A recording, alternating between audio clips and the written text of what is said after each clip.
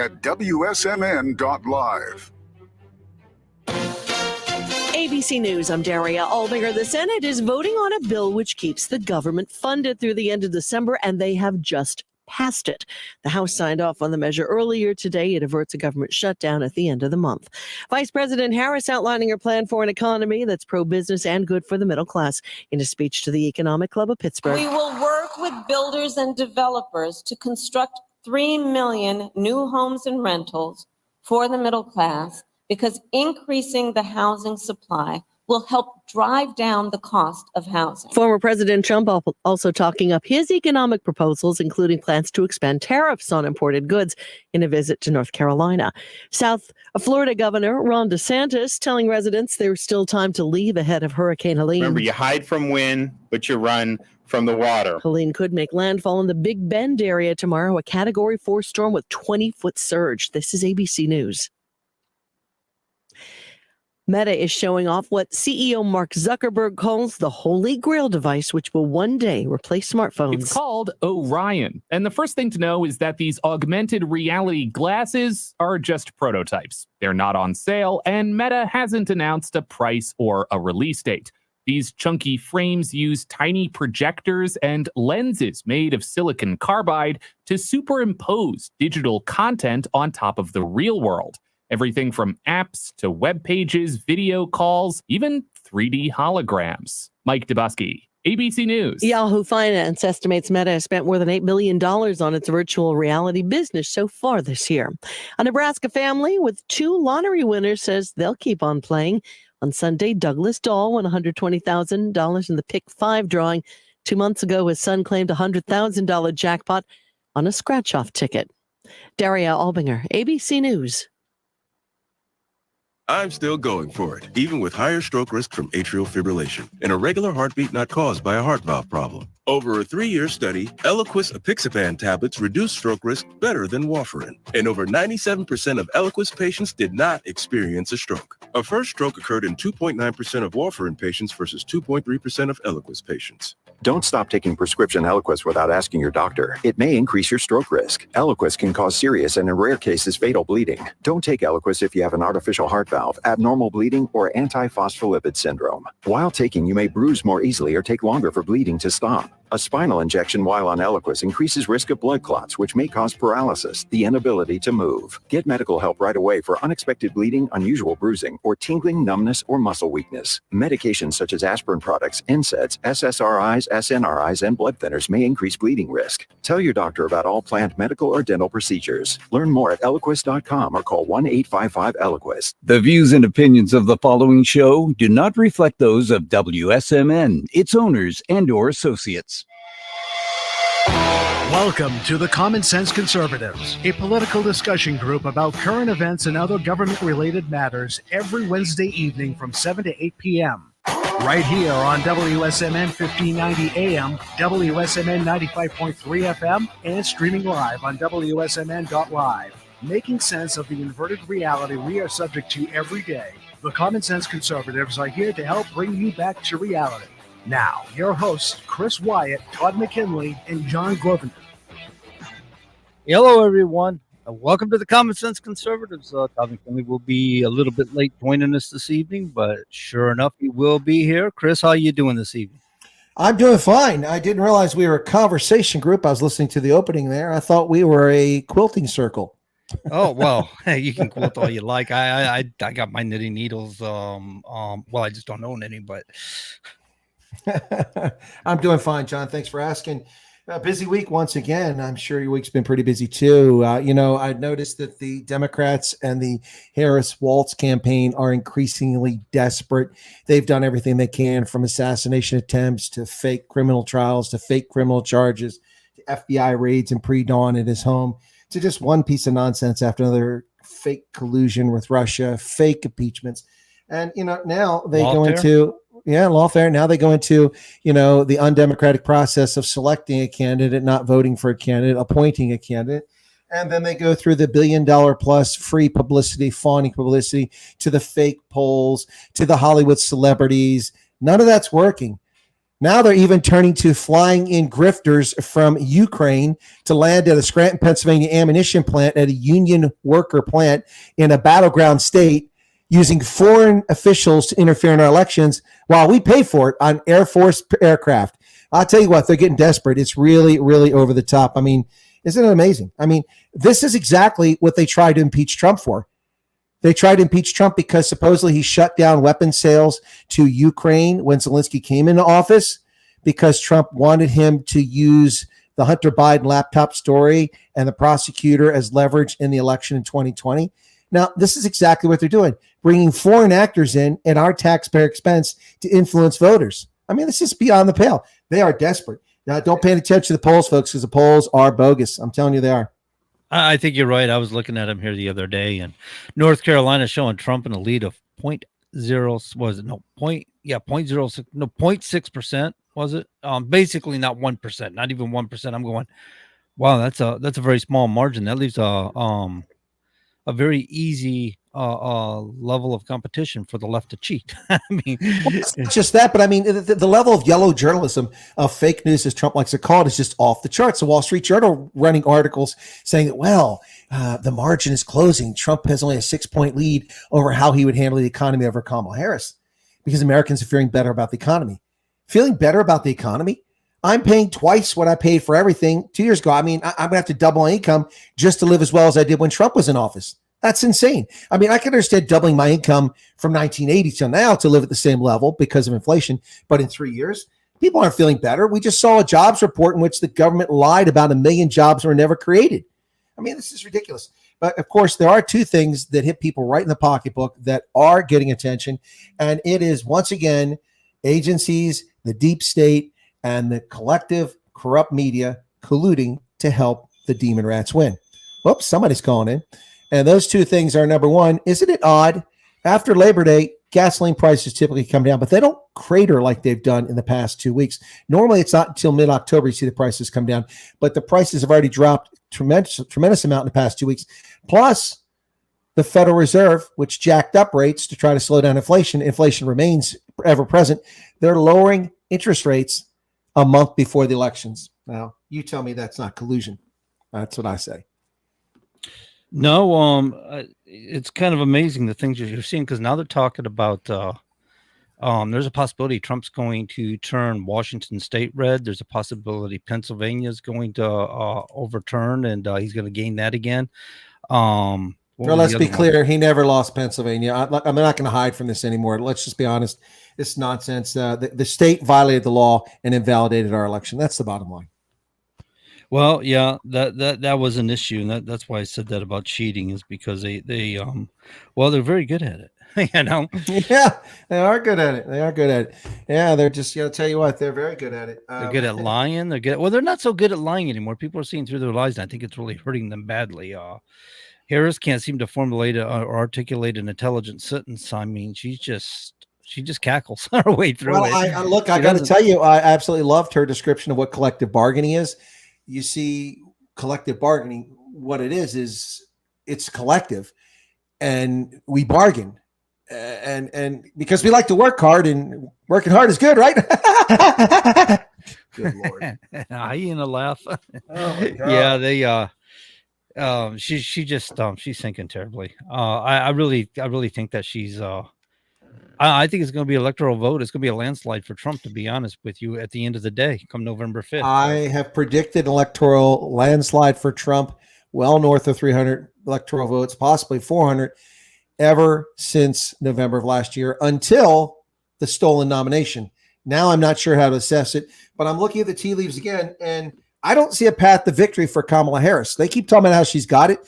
But when I pull up and I know you guys shared this map with me, but I'd already done that online, guys. I'd already shared it with my audience repeatedly, where I go through the ABC News poll with a blank slate, and I start marking off the states that are out of play. And I still can't see a path for her. So we can't do it for our listeners on the radio, but let me just run through the methodology here. All right, California, despite the fact that when Trump never campaigned there and Biden was still in the race, it was 49-49. Trump was polling. He's not going to win California. So California's off the table. Oregon's off the table. Washington, the entire West Coast is going to go blue, as it always does. Then Texas and Florida are gone. She's not going to win those. Those are off the table for red. And then you go from there, and you take out the mid-Atlantic states and the Northeast where there's not a snowball's chance in Hades that Trump is going to win those. He's not going to win Connecticut, Rhode Island, Massachusetts, or New York, or even New Jersey, despite the fact things were looking good there a couple months ago. He is, however, potentially going to win New Hampshire. And although that's going to be tough, it's been trending very strong against Republicans. And he'll get at least one of the electoral votes in Maine. But other than that, it's going to be a clean slate in the Northeast. She'll get Maryland, Delaware, Virginia, even though Virginia is traditionally a red state until the last few elections. And then he's going to take North Carolina, South Carolina, I already said Florida, Alabama, Mississippi, Louisiana, Oklahoma, Kansas, Nebraska, Idaho, all that stuff. And then we keep taking states off the map, and we're running out of states. The only places she has a chance to really get any votes after that are Illinois, which is hers. That's a given. She'll get New Mexico. That's hers. And then from there, it's a dogfight for her because she's not going to get Pennsylvania and she's not going to get Ohio. So her only chance is going to be places like Michigan and maybe Iowa, Wisconsin, because she's got Minnesota. I mean, that's off the table. But the battleground states are not going to go to her. Let's go through the battleground states now that Todd has joined us here. So battleground states, Georgia. It's not looking good for her. Republicans are out registering Democrats 2-1 down there, last I saw. So not looking good in Georgia. Not going to get Pennsylvania. Michigan is the one I'm a little concerned about, but I haven't seen any polls on that recently, and I don't have a feel for the ground there. So that's Michigan. Then you've got Wisconsin, Iowa, Arizona. And what's the other one I'm missing there? One more battleground state. There's two. You missed Nevada and North Carolina. Yeah, Nevada's not really a battleground state. North Carolina is not traditionally a battleground state. It's traditionally a conservative state since Nixon. But, okay, we can throw that in the mix. But they're listing North Carolina as a battleground state.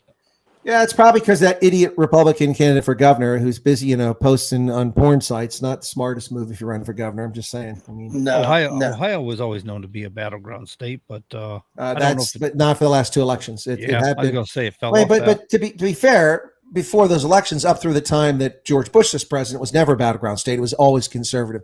Ohio is a reflection of the country. Ohio has everything America has, except the Grand Canyon. It's got it all. It's got it all. I mean, it's got heavy industry. It's got IT. It's got insurance. It's got banking. It's got farming. It's got a kaleidoscope of ethnicity that closely matches the actual percentages of the population around the country. It's very much a microcosm of America, which is odd. And I'm not promoting Ohio, but I did grow up there for part of my youth and attend university there. And it very much is that. It's got mountains, it's got plains, it's got the Great Lakes. So it's a microcosm of America in many ways. And it had long been a conservative state in presidential politics, not necessarily in local politics. I mean, after all, we elected Metzenbaum and frickin' John Glenn for decades. Shows you how stupid we were. But the point is that it's been conservative the last 3 or so elections. It's pretty consistent. And Trump won by a wide margin there. So that was not really a battleground. But Pennsylvania is clearly a battleground. So it's going to come down to battleground states, and I don't see a clear path for her.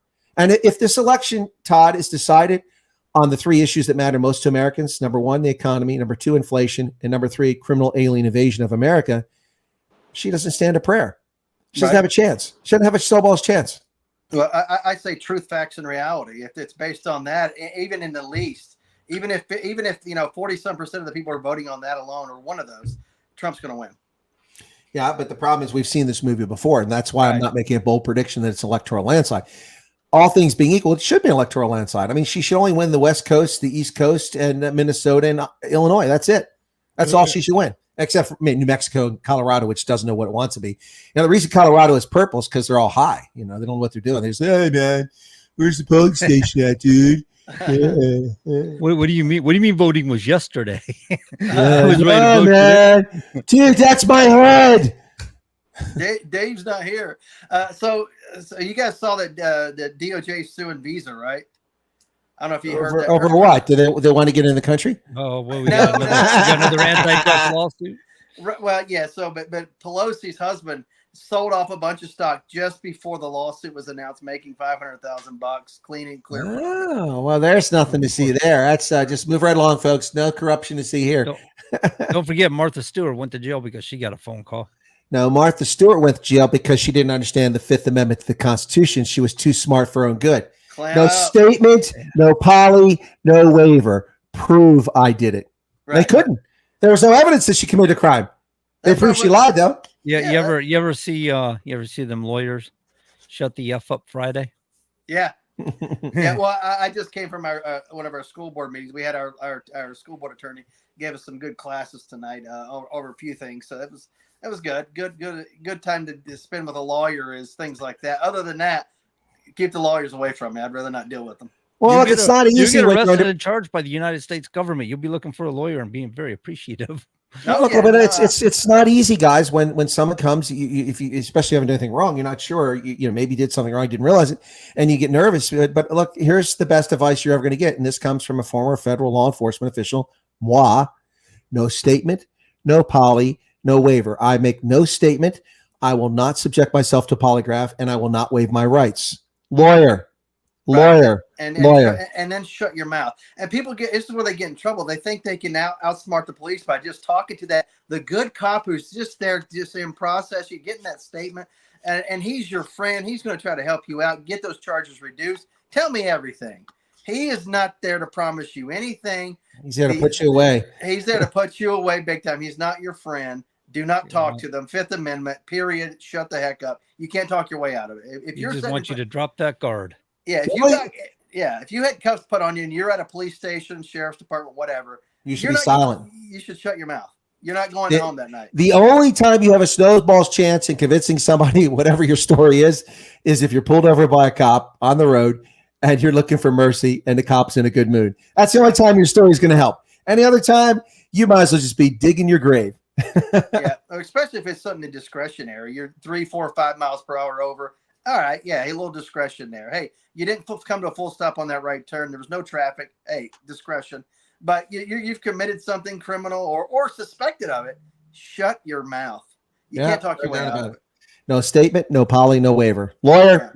Lawyer up every time. You got a right to have an attorney present, even if they aren't charging you yet. Right, That's correct. You don't have to. And a lot of people will use language in interviews that's misleading. No, you're not a subject to our investigation, which is what the former director of the FBI did, lying to the president of the United States, which means that anything that came after that really is fruit of the poisonous tree. The director lied. He was, in fact, a suspect. He should have been warned of his rights when he went to the White House and spoke to him. He should have said, President, I have to read you your rights against self-incrimination. But no, everything tied to whatever that Russia collusion never should have happened. Never should have. Of course, an impeachment is not a criminal trial, so that's really not a germane point on my part. Right, that's true. Yeah, I mean, Congress can basically hear any evidence that they deem as evidence. What applies in an actual court of law doesn't apply whenever it comes to Congress hearing a case. It's completely different. Yeah, no doubt about it. Listen, before we went live, I was sending you guys some little TikTok videos there, and I don't know if you saw that, Todd. You were probably busy. John, I think he saw it because he sent me one of them. It's the Borders Are song. It's awesome with Trump. Did you listen to that, John? I didn't. Oh, yeah. I didn't get a chance to hear it. I sent you a version I saw earlier today. I thought that I went and liked it because I was thinking, man, I might want to grab that audio at some point in time. Yeah, I know. I was trying to find the audio because I wanted to play it. Oh, you want to play the song? Yeah, it's awesome, man. It's awesome. Play it on the air here. It's pretty cool. For those who haven't heard this, it's by Laura or something like that is the artist, and it's called the Borders Are song. It's on, of course, the music's from a rather well-known song. It was pretty impressive there. Yeah, it's from How Bizarre. Who was the one that did that? How Bizarre, yeah. That was Sugar Ray. Yeah, no, it wasn't Sugar Ray. Yeah, Sugar Ray didn't do How Bizarre. A different group. It was a lady. The guy that did the mask. He did the nose and the eyeglasses. Humpty. He did the Humpty dance. Yeah, Humpty Hump. Yeah, but he did Humpty. Yeah, he did Humpty dance. Yeah, Humpty. Is that the same guy or not? No, a different guy. Oh, OMC. That's who it was. That's who it was. All right. Let's see if it's the same version. Hang on. I'm pretty sure it is. I'm going to add this YouTube thing. My goodness. Now I got to remember which extension this is. Oh, my goodness. You can't find it? There it is. They know I'm beating Kamala. This race won't even be tied. Her policies are nuts, so she's out her goddamn mind. She just repeats the same thing, regurgitating her lines. She thinks that immigration without paperwork is good. Clearly not too much power underneath Kamala's hood. Borders are. It's what you are. Borders are. Cackling Kamala, you're dumb. Mass inflation imminent if she weasels herself in. If that don't sound like fun to you, then you better help me win. I promise I'll secure you, you'll be in better hands. It'd be a flippin' free-for-all with what Kamala plans. Borders are, it's what you are. Borders are, borders are. Laugh it up, Kamala. This lady, she's cackling crazy. There you go. That was it. She's cackling crazy. Laugh it up, Kamala. Oh, that made my day when I heard that. I'll tell you what, every now and then I pop on TikTok and I just bust a gut. That was one of the ones I found on TikTok tonight. Oh, my goodness. It's what you are. You're the borders are. Cackalic Karis, yeah. I just still can't believe they picked the loser of 2020. The losingest person running for president. Less than 1% of the Democratic vote. The Democratic Party vote. And she's running up against somebody like Donald Trump. I mean, this guy she's not even close to being in the same field as him. She's not even playing the same game as him. She's not in the same orbit as him. No kidding. Oh, my He is no goodness. way near his peer. That's for sure. Borders are. No, it's OMC. It's actually a group from New Zealand that's recorded that. Wasn't That's Sugar Ray. right. Yeah, that's Yeah. right. Yeah. Yeah, for right. some reason, Sugar Ray was sticking in my mind. Anyway, that sounds You're a like Sugar something Ray fan, huh? Yeah, no, Sugar Ray was great back in the day, but this kind of like those other guys, Smash Mouth, kind of disappeared pretty quick. Smash Mouth was pretty awesome too. They had a great album, and then just kind of gone. But oh well, that was some good times. Good times. Sugar Ray is pretty talented, man. I like the 1990s and early 2000s rock and roll. It was awesome. Yeah, good times. But so they're desperate. Todd, I think you're not on the program yet, and I said that they've done everything. I mean, and even let's just jump ahead for all that happened with the Russia collusion. We'll skip all that, the trials, but let's just get to from when Cackles was selected, not elected, to be the nominee for the Democratic Party. Let's just talk about that time frame. First off, we get this bump that's generated by false, fake publicity, fawning. But by the way, she hasn't held a press conference yet. Still, Right. She never will. Right. Hasn't been to the border yet. Still hasn't. Now they claim she's releasing policies, but they aren't policies. They're just empty leftist promises. But so they give her all that. She gets a little bump from that. Then we get the celebrities showing up for her, and she doesn't get any bump from that. She has the convention. She doesn't get any bump from that. She falls back. And now they've got the national security experts, 8 of whom are debunked frauds who lied about the Hunter Biden laptop in 2020 to interfere with that election. And that doesn't give her a bump.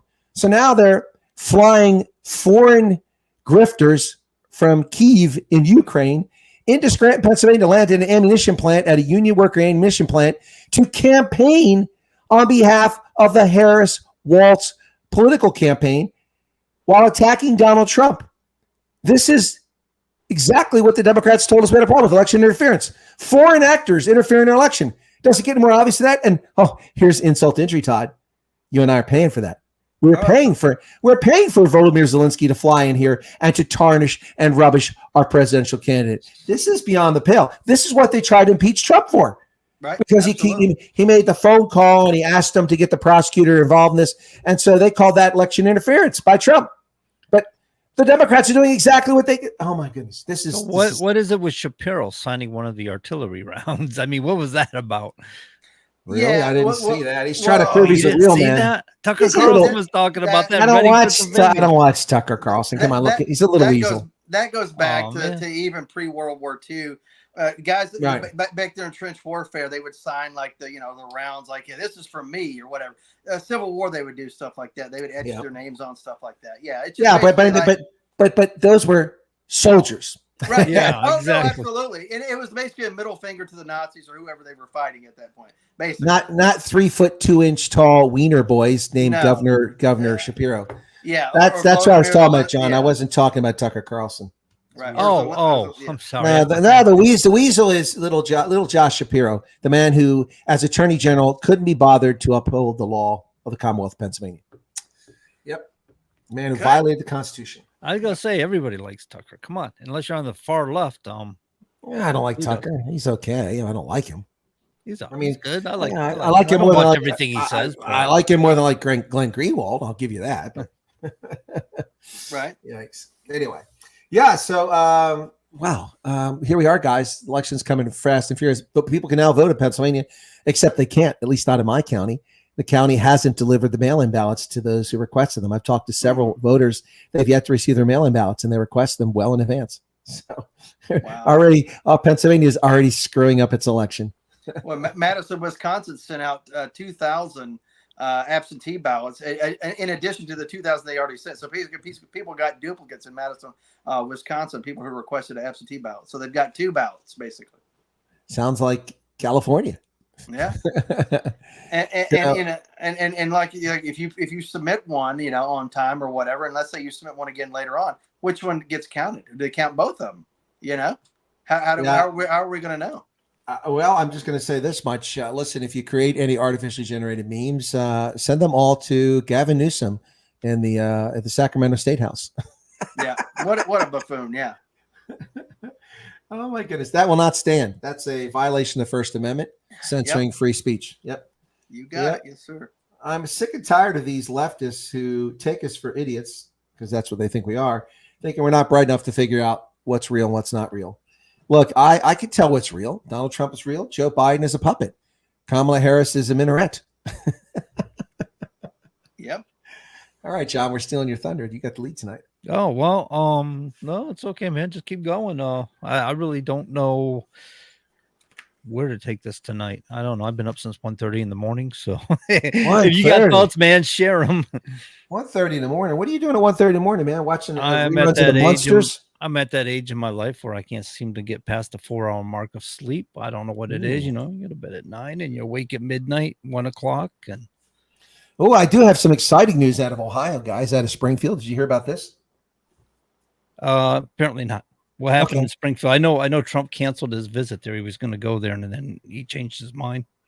Well, the Haitian Bridge Alliance, an organization that facilitates the criminal alien invasion of America, is suing. Well, not suing. They filed criminal charges, because you can do that in Ohio as a group. You can do the same thing in prosecutors. They're filing criminal charges and asking for an arrest warrant for Donald Trump and J.D. Vance. They want criminal charges because local prosecutors have taken no action over the racist attacks and racist remarks. Yeah. They say Trump and Vance have knowingly spread a false and dangerous narrative by claiming that Springfield, Ohio's Haitian community is criminally killing and eating neighbors' dogs and cats and killing and eating geese. Wow. They accuse Springfield's Haitians of bearing deadly disease. What, like some of them might have HIV? They repeated such lies during the presidential debate, at campaign rallies, during interviews on national television, and on social media. So they want them arrested for that. Seriously? So on one side of the coin, a lot of the Haitian community, even down in Miami and stuff, got very offended by it. And they were talking out against what Donald Trump had said. I guess we all probably know that. But so I can see how they feel affected by it as far as, but you still got free speech. And if it's happening or it's not happening, I mean, it's a matter of proof. But this is ludicrous. First off, it is. We saw the lies by the Democrats and all the talk media shows. Oh, there's been bomb threats. There were no bomb threats. And then the threats that were out there were fake and all came from Eastern Europe. They weren't coming from people here. They were obviously hoaxes. They're all proven. Even the governor, the rhino governor of Ohio, someone I shamefully voted for in Senate, Mike DeWine, said that those were hoaxes. They weren't real. Second, you want to file criminal charges to get an arrest warrant because someone hurt your feelings. Yeah. By the way, you're not even Americans. Get the hell out. I mean, so if you go and look the organization, who these people are and what they're all about, you'll see that their purpose is to facilitate the criminal alien invasion of America. That's what they exist for. I mean, that's right there in their statement. You go look them up. Let me read this to you here. The leader of this group, Caroline Yosef, is a woman on the move with a passion to serve her community. Well, that sounds good. She's an activist, a servant, a mother, a sister, a niece, and a wife. She dedicates her life to bring awareness to issues that affect all of us locally and globally, including immigration, socioeconomic and racial justice, domestic violence, and child sexual abuse. Well, at least she goes after a couple good things. But she's the co-founder, executive director of the Haitian Bridge Alliance, which assists thousands of Haitians and other migrants, they're not migrants, who have endured a dangerous journey from their native countries to the U.S.-Mexico border via South America, crossing as many as 10 countries in search of a better life in the United States. They help people who invade our country, and they focus on elevating Haitian and other Black immigrants, no other immigrants, just Haitian and Black from the Caribbean and Africa.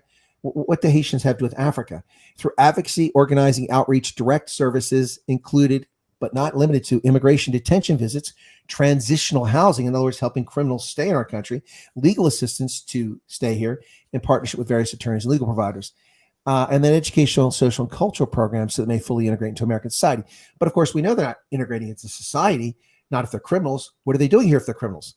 I have no empathy for this nonsense, none whatsoever, ladies and gentlemen. Well, that's this is ridiculous. It's nonsensical. What I'm hearing is you're saying this is somebody in the DNC is putting this person up to this. Obviously, they didn't migrate here and have this great knowledge of how to put together this organization and all this other stuff. These people are coming from a highly criminal, volatile area or in the globe, and they've got a better life here. And now their feelings are hurt by Donald Trump. Are they going to sue that guy that was standing there in front of the city commissioners or the committee and talking about the fact that they're catching ducks in the ponds and cutting their heads off right there and leaving the heads lie there as they carried the bodies off for food? Are they going to sue the other lady that was sitting there talking about the mattresses they were throwing in her yard and just taking over her front yard? Are they going to sue her too? I mean, where's this lawsuit going to end? Well, this is what I have to say, okay?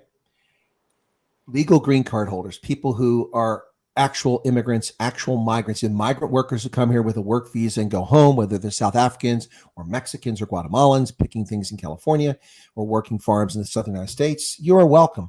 You've obeyed our laws, you've accepted our norms and mores, and you've come in through the front door. These people are criminals. They've invaded our country, and their argument is they want a better life. Well, I want a Lamborghini. That doesn't mean I get one. Right. That's tough. Fix your broken country. 5% of Haiti's population is now in America. Why? They're just going to have more Haitians in 20 years, and that 5% is going to come here. This is nonsense. And I'm not picking on Haiti. We can run this across the board. There are thousands of Senegalese who are in hotels in New York at taxpayer expense. Why are any Senegalese in New York? It's a safe multi-party democracy that's had peace for 40 years. If you can't make it in Senegal, that's not my fault. That's your fault. Fix your broken country. You have the power of the ballot box. Go back there. And let me tell you something here that I've had quite my fill of, okay? I'm going to say this right here. I support and defend the Constitution, as does Todd, every single day of our lives. We put our lives on the line. We were taken away from our families, shipped far away on a moment's notice. No idea if we'd ever come home again. Why? To protect your freedom, your liberty, your rights. These are classical liberal ideals, things that the Democratic Party's abandoned years ago. Freedom of speech, freedom of assembly, freedom of worship, the right to seek redress from our government, the right to safety and security in our persons, places, and things, the Fourth Amendment against unreasonable searches and seizures, the right to not have soldiers quartered in our homes. People forget about that today, but that was a major issue in 1770s when the British Army just rock up at your house and kick you out so you had to go sleep in the barn while they lived in your home and destroyed it because they didn't care about it. It wasn't theirs. So, folks, this is what I have to say about this. If you are a legitimate green card holder, not an American citizen residing in our shores, if you have an opinion, you are welcome to express it. If you want to complain about who's governing, especially since you don't get a voice in who's governing, that's fine. I have no objections to that. If, however, you are a criminal alien who invaded our territory and sovereignty and somehow are still on our shores, you have no voice. You're not here. You're not legitimate. And to have demonstrations and parades and create organizations that are intent on attacking a presidential candidate, get out. Get out. This is foreign interference in our elections right in our midst. Haitian groups arguing against Donald Trump. They have no business. They have no voice. They have a right to be here. Get out. And I don't want to hear what Mike DeWine said. These Haitians in Springfield are legal. No, they're not. Maybe some of them are, but not 20,000. No. These are criminal alien invaders who violated our sovereignty, crossed into the country through Texas or Arizona, and then they were welcomed by the Biden regime. And they were processed without real ID. They got on a plane. Without identification, they got on a plane in most cases. And then we paid for that plane, a charter service without any markings on the plane except the tail number, and flown in the dark of night, including, I know, in Harrisburg after midnight, 2 o'clock in the morning. They thought they're clever. But people turned them in, and there were film crews there. Amateur reporters and journalists and professional recording 2 o'clock in the morning because the tower in Harrisburg shuts down at midnight, by the way. They had to pay them to come in and dumping Haitians in our neighborhoods. Why? I guess because they figured, well, we could dump them in Harrisburg. There's a lot of black folks there, as if we can't tell the difference between Americans who are black and Haitians. Well, I certainly can. But you know what? If you're not an American citizen or you're not here legally as a guest, shut up and get out. You have no right to interfere in our politics, no more than Volodymyr Zelensky does. Absolutely. So Trump will be up in your area there the next couple of weeks, October 5th. And Butler, PA is going to go back and finish the rally that he, whenever he was initially shot there in July. So he's going to be back up in your neck of the woods there, Chris. Well, I know two people that won't be at the rally because Butler's too far for me. That's one. And Matthew Crooks won't be there either. No, that's true. He's no longer a person. He will not. He's been unalived. Anyway, he's not here anymore. Yeah. Look, if people take it harshly, get over yourselves. We're a sovereign nation. We earned our sovereignty. We fought wars for our independence and sovereignty, and we have a right to our laws. You don't have a right to violate them. I mean, if I go to Haiti and I just start, beating people up and robbing the streets, you think the police aren't going to respond? Lock me up, maybe kick me out of the country? Probably that, or just kill you. Or better yet, what if I go to Port-au-Prince and start eating your cats and dogs? Well, you might be in competition there, but from what I've heard about Haiti and stuff, what I've read on it is a lot of the cats and dogs, they have a different relationship with cats and dogs than what we have. Animals to them have a purpose. Like dogs protect the home. They don't come inside the house. They stay outside the house. They're there to protect the house. They're not pets that they love. Like you and I, we have our pets and we clean them and groom them and they go on trips with us and we care for them. I don't have any pets. I have no relationship with pets whatsoever. They're just a mess. They're harder than children. They're harder than children. So, but I'm just saying Americans in general, we kind of treat our pets like they're part of the family. But from my understanding, a lot of the dogs in Haiti and stuff like that are just scavenging and prone to disease and stuff like that. But the only thing I could find online, because I went looking after Trump said that, I'm like, well, is there anything to validate what he said? And there is an article out there that I saw. Oh, who did I see? Was it Riley or somebody quoted it? And they talked about how there is some Haitians like cats for delicacy. It's them something from way back in the slave trade days. And they escaped into the mountains and, they were living off feral cats and things like that. And it's become a tradition or whatever. And not all Haitians, but some Haitians. And the other thing I'd seen is somebody on Reddit made a statement that while visiting Haiti, he was offered cat stew. So I don't know if it's a common thing for eating cats or not, but he might have been offered cat stew, but he might have been eating goat. But I've heard that about Mexico too. Don't go to Mexico and start buying the barbecue because that could be dog hung up out there. Don't go to Ohio. Those people eat pig's knuckles. Ugh, pickled pig's knuckles. Oh, you'd be surprised with the things I saw about people in the United States that eat dogs. Hawaii had a problem with it. They were trying to pass a law a while back ago. People were eating dogs and stuff like that. In fact, the United States of America passed a law that you can't to prevent commercialization of eating dogs and cats in the United States. Oh, just the thought of it. But back to my point. Let's get back to the point. We fired up Renee over here. She's saying, "Oh, please." I don't know. I'm not sure what that's about yet. But now back to the point. If you are not a citizen, a legitimate visitor who entered this country legally, or a green card holder, you have no say here. You're a criminal who invade our country, and we have no interest in your demonstrations, your parades, and your demands. You're entitled to one thing, and that's a swift boot in the backside as you go out the door of our country. Oh, she said we had to have a law. Yeah, it's kind of funny the things they pass laws about, the things they should be passing laws about that they don't. Well, the thing they should be doing is reducing laws and getting rid of them. That'd be my thought. Unfortunately, what you're talking about here, Chris, is they passed a law in like 1996, I think, during the Clinton administration, that people could enter the country, seek an asylum, and have up to 1 year to actually file for citizenship and stuff like that. I don't care what illegitimate laws the Clinton corrupt regime put in place or policies the Biden regime or Obama regime puts in place. It's not legitimate. If you cross our border illegally, you're a criminal. You can't legalize the crime ex post facto. That's right. Ex post facto. Well, That's they ridiculous. They did it in 1996 or so. They didn't do it like yesterday or. Well, but we resolved that because Trump had a remain in Mexico policy and Biden rescinded it. And now we've been flooded with even more. Look, this country is beset by all kinds of problems, and I'm sick of the elitists in academia talking about how America has a high maternal mother-child, infant mortality rate, maternal fatality rate, and we have low this and high rates of that. Well, part of that's because we have a bunch of people coming from derelict, broken countries who have poor health conditions who arrive here and drag down our statistics. That's one reason why we're not number one in so many of these areas. We're 30th and 40th around the world. Put that in consideration. But they never talk about that, how this country is constantly flooded with more people they can handle. And I don't want to hear this, it's xenophobic or it's racist, because I'm talking about anybody. I don't care what their skin color is. And I'm also talking about reality here. This country, as I've said repeatedly, look at the records. They're publicly available. naturalizes 700 to 900,000 foreign nationals per year as American citizens. That is beyond generous. That is beyond friendly. That is beyond welcoming. That's ridiculous is what that is.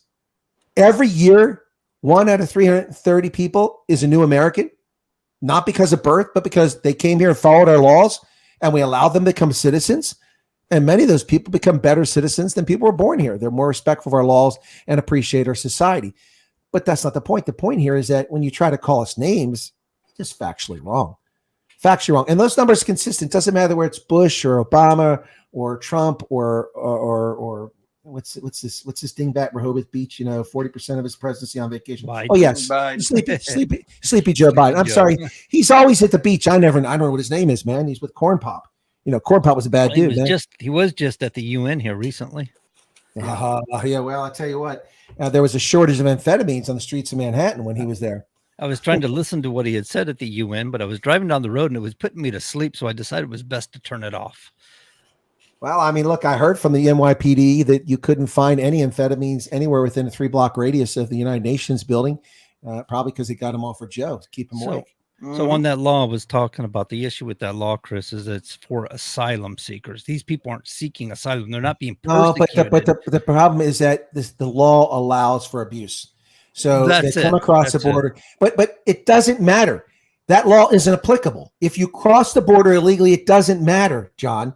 You must present yourself at a legal border crossing. I'm not arguing against that. I was just saying there was a law that was passed, but it is for asylum seekers. So there's a story about a guy in Mexico who was being threatened by cartel. Okay. Yeah. He come across the border. He met with the border patrol and stuff like that and said, I need asylum. They're going to kill me. I have my son. We're going to die. If we're in Mexico, we got to get out of there. He was a reporter. He reported the truth and now they want him dead. And they actually turned him away. He was requested actual asylum and got turned away. So then they opened up the floodgates and let just any Joe Blow come across the border and claim that they're asylum seekers simply because they walk across the border. That's the ridiculousness involved in all this. Again, the point is the following.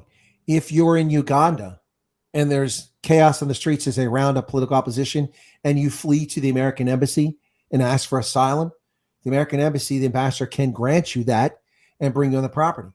Mm-hmm. That's the proper asylum process. If you are Baryshnikov and you're a Soviet citizen and you're in New York for the Bolshoi Baloi and they threaten your life or your fear for your life for political reasons and you run off to a police station and say, I'm seeking political asylum, that's legitimate because you're in the country legally. Right. If you show up at a border post in Maine on I-95 coming into the country and say that I can't live in Canada because I'm conservative and Justin Trudeau is going to arrest me and have me executed, you can request asylum.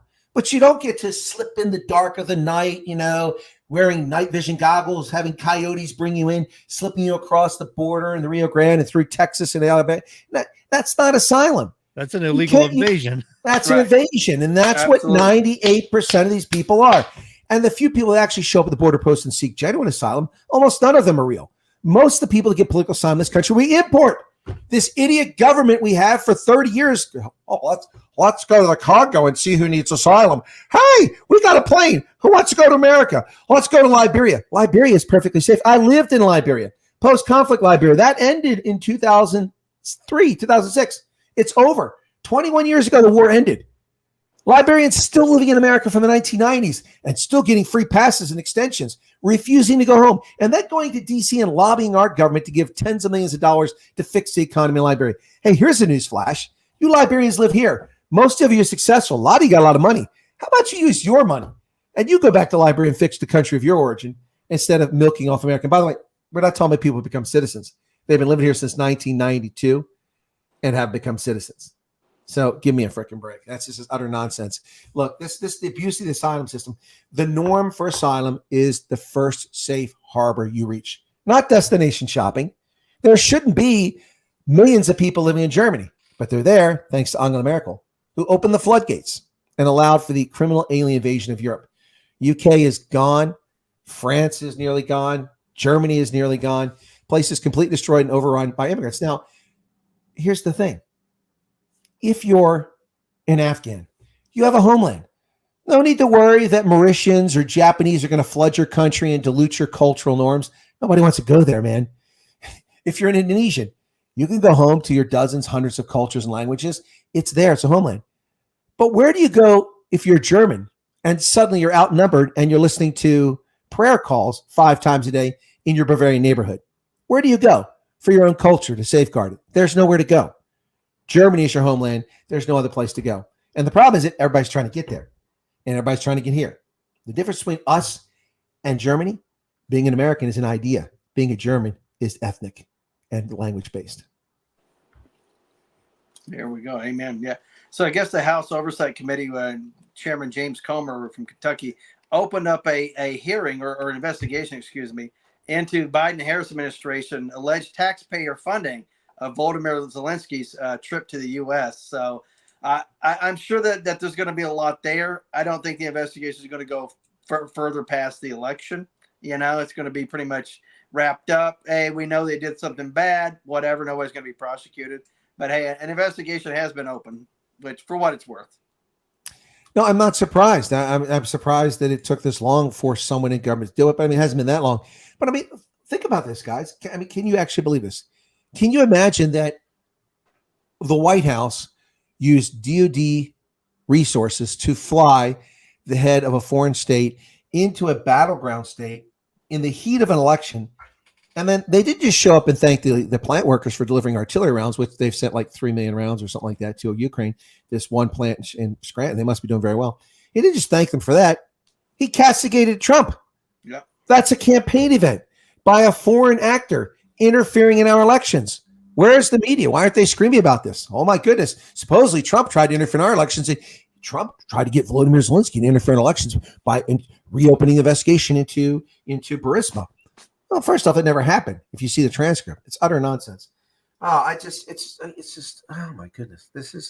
I feel like I'm living in a George Orwell novel. Oh, absolutely. But if you went out and talked to, what amounts to basically half of America, and you talked about this, they would have no idea what you're talking about. But if you're talking against Biden, Harris, and, Tim Walz and everybody like that, they would immediately take their side, knowing nothing about the situation. Well, look, when you look with American voters, it's like the old things with Jay Leno used to walk out in the street and ask basic questions. How you doing, Jay? Yeah. Hey, who's the president? George Washington. No. Yeah, okay. Yeah, there are some really stupid people out there.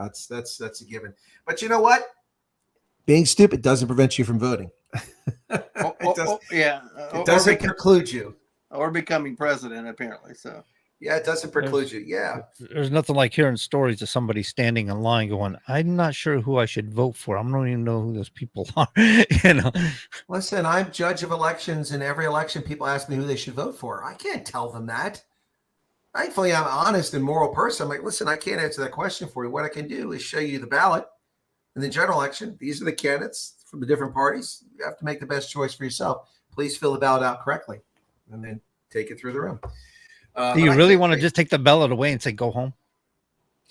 No, because I believe in the power of choice in elections. But unfortunately, well, let's leave it there. We don't want to get censored by the FCC and or the Putin. I'm thinking to myself, why are you voting if you don't know who to vote for? Why are you at the polls if you don't have any idea? Standing at the booth with a pen in your hand, looking at the bubbles is a bad time to try to figure out who you should be voting for. Well, yeah, but here's the thing: you may go in there knowing a few people on the ballot, and you're there to vote for them specifically, but you may not know some of the other elections. You may have, like in his county, a judge or state judge of elections. We don't elect that in our state, but. Maybe you might not know that particular person. I can see looking at it, maybe look up your phone or whatever, trying to figure out some information before you go in there. But for the most part, you should have a good idea, at least some of the main people you're going to vote for, I think. To be fair, to your point specifically about a race like that, or sheriff, or the auditor for the county, or clerk of courts, or something like that. Right. Who are these people? Fair enough. That's why in the Commonwealth we allow people to campaign up to 10 feet to the entrance. We do 100 feet, so okay. Well, normal states do that. This Commonwealth is not normal. I love it. Yeah. So we're not normal here. We've proven that. 10 feet from the entrance, and I have a constable that makes sure that people don't violate that. Plus, I have poll workers, and as judge, I'm constantly roaming when I'm not helping people with provisional ballots or settling issues or calming people down. But we also allow political parties to campaign outside of polling stations. So as long as they're 10 feet away. In fact, that's one of the reasons why one of the dirty politicians in the Republican Party in my county got bent out of shape, because I had an electronic billboard with that video with Lee Greenwood. It's proud to be an American. And it has pictures of me in uniform and all the things I've done in life. And it was like, the whole length of a pickup truck or a trailer and about 12 feet high. And it was blaring outside a polling station.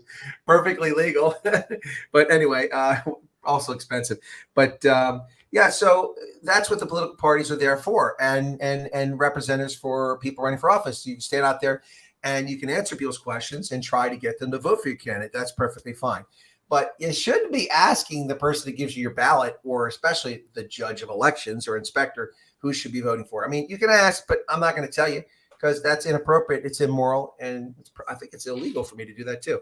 But whatever the case is, it's immoral. I'm not going to answer the question for you. I will help you vote and ensure that you get the vote. And if you're not in the register correctly, we'll make sure you get a provisional ballot. We'll get that turned in properly. It's up to the county after that. But we're not here to tell you who to vote for. I can do that tonight. I can do that November 4th, but I can't do it November 5th. All right. Makes sense to me. Well, you're welcome, Pablo Charlie. It's crazy to me when people don't know and they're there. I get the whole thing, hey, I didn't expect this part of the race. I wasn't looking at any of this. I don't know who these candidates are. Leave it blank if you don't know. I mean, don't just Christmas treeing it in or something. But right, you're not obliged to vote for everyone on the ballot. You don't have to vote for every issue. You can walk in and vote for one thing or one person and be done, or two. It's there's no reason to feel like you've got to do it all. Hey, did you see Danica Patrick endorse Trump and she's getting all kinds of grief? I love it. Oh, interesting. I did not. Yeah, Danica Patrick. Wow. Yeah, I was never a big fan or anything. But by the way, listen, not exactly a scientific poll, but this Ohio bakery, you heard about this in their track record, 39 of the last 40 presidential elections. The Cincinnati's Buskin Bakery has sold cookies for each candidate. In 39 of the last 40 presidential elections, they were correct in picking the president based on cookie sales. You want to guess who's getting the most sales? Trump. Trump has outsold Kamala Harris by 54 to 39%, with people going with the cookie party. In other words, neutral took 7%. Right. Well, so I wonder if if they've been right on the percentage too, or just the person binary, one or the other. Don't say binary, non-binary. We start talking trans issues. No. But what I'm saying, one or the other. My mind went to you. The first thing you thought of. No, it's just how polluted that we've become with this nonsense and misuse of English language. You think binary? That's, for me, binary is always a simple yes/no choice. X no. That's what it's switch on, switch off. Binary is a computer thing to me, but now it's completely been corrupted. What was your point? No, I'm just saying. Has this cookie? Have they kept percentages of? And have they been right on that? I'm sure they have, but I mean, I didn't find the story that interesting. I just thought I'd share it with you. Because there's lots of prognosticators out there who claim that they have success in picking this and picking that. But I just thought it's pretty funny. There's a bakery shop in Ohio has called it right 39 and 40 times. That's pretty wild. Plus they've been open that long, Yeah. And Joe Manchin is not going to endorse Kamala Harris because of her position on the filibuster. That's a good thing. And did you see that the Democrats created a false police organization back in March that's now all of a sudden right on cue endorsed Kamala Harris in her campaign? I did not, but it's not beyond the realm of possibility as long as they don't try to do policing actions like the Chinese police stations in Detroit and New York. No, but the point is they're frauds and liars. They've tried to put on these fronts. It's kind of like that cardboard cut out of a police car they put on the side of the road so you'll slow down. Except this is different. Yeah, I mean, but you think about it though, like you create an organization. I could create a gun organization. I could create several organizations and make it look real on paper. That's going to endorse me in the next election or the one down the road. It's all made up to endorse her so she can have a story. But the left media didn't really delve into it. But the right media just looked at it and was like, when was this set up? We've never heard of this. Yeah, March. It was just set up in March. And it basically was set up by basically political actors. So nothing to do with law enforcement. Yeah. They just made claim to it, and there you go. It's out there, and absolutely easy to do. The fake police organization has endorsed Kamala Harris. Everybody, she's a fraudster. Yep, bingo. Well, I tell you, look, things have just been, we've gotten to the sublime now. I don't know if you saw when Trump was here in Pennsylvania. He was in the grocery store there in Sprinkles, and lady didn't have enough to pay for her groceries. He made a gesture there. He handed her $100 bill to cover her groceries, and the leftists are just losing their minds on social media. It's illegal for a presidential candidate. He can't hand out cash to voters in the U.S. First off, he doesn't know if the lady's a voter. She could be here illegal, right? Secondly, he can give out any of his money out of his own personal funds. He can hand that to anybody. And he didn't ask. He didn't ask for her vote. That's right. Look, this is ridiculous. These people are so desperate. That's why I'm telling you, Trump is going to wipe the map with this clown. I challenge people to look up Trump's philanthropy. You know, he's done a lot of good deeds, a lot of good works out there that he's never taken credit for. You know? Well, listen, Hans Spakovsky, you know him, right? Hans von Spakovsky. He's the former head of the FEC, the Federal Elections Commission. He called it the claim absurd. Trump was obviously making what he considered to be a charitable donation, and that in no way implicates any federal laws governing elections. But these people they've lost the plot. They're grasping at straws. They really are.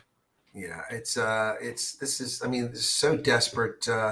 Trump, and he was in his element there, man. He was talking to people, and the ladies complained about the price of stuff, and he goes, here, let me help you out with that. And he gives her $100.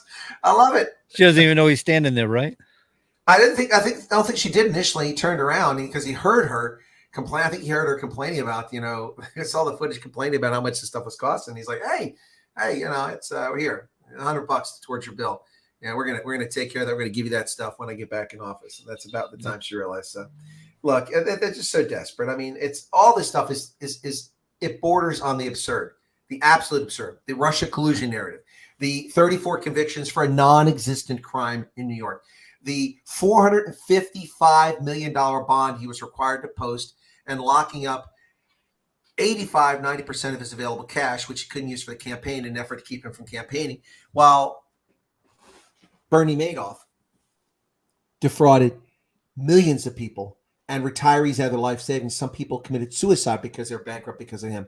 And he only had to post a $10 million bond when he defrauded people of billions of dollars. Mm-hmm. Yet Trump, $455 million for a civil case. It wasn't even a criminal case. It's a civil case. It's ludicrous. And it's not even real. The claim was that he defrauded by overinflating the value of his property. Really? Well, my goodness, I'll tell you what, my local tax assessor overinflates the value of my property. Should they go to jail? They go to jail? Nobody's going to pay me what they claim this place is worth. I can't sell it for that. I've yet to see the tax assessment exceed the market value of the house, but because they usually have a cap of what, 2%, 2.5% or something, so they can't keep up with the market. John, nobody's buying my house with 5 and 7% mortgage rates. It doesn't matter what they claim. So it's not worth that. It's worth about half what they claim, because that's what somebody is willing to soak themselves with a loan at 6.75% so they can buy a house. But they're not going to pay the price that it's listed as, and all these real estate agencies collude with the government to go, well, your house is worth $700,000 or $400,000 or whatever. Right. No, it's not. It's only worth what somebody pays me for it. You want to assess it then you can assess it. I love it. Well, that's any agreement, right? In a purchase. But I mean, you can sell a car for $5 million all you want to. If you find somebody dumb enough to pay you $5 million for it, then lucky it's you. Worth $5 million. Yeah, but if you're running for office and you sell a beater for $5 million, all of a sudden you're probably doing something criminal. Yeah. I mean, well, if you have no talent and suddenly people buy your hideous paintings for hundreds of thousands of dollars, same thing. There might be something else going on there. Same thing. Yep. Yeah. I might buy his laptop for $500,000. Spend the rest of your life trying to sort it out, huh? Yeah, I'm going to use all the images for my new version of Grand Theft Auto. Whatever happened to Hunter Biden? He was such entertainment. He hasn't been sentenced yet either, has he? He hasn't been saying anything because he's been convicted. No, right. He hasn't been sentenced yet. Yeah. Now, all right, ladies and gentlemen, we're going to take a little bit of a break here, right around 4 or 5 minutes, and we'll come back and get into some other topics, maybe AOC asking Eric Adams to resign or something along those lines. We'll see you just in a bit. Don't go anywhere.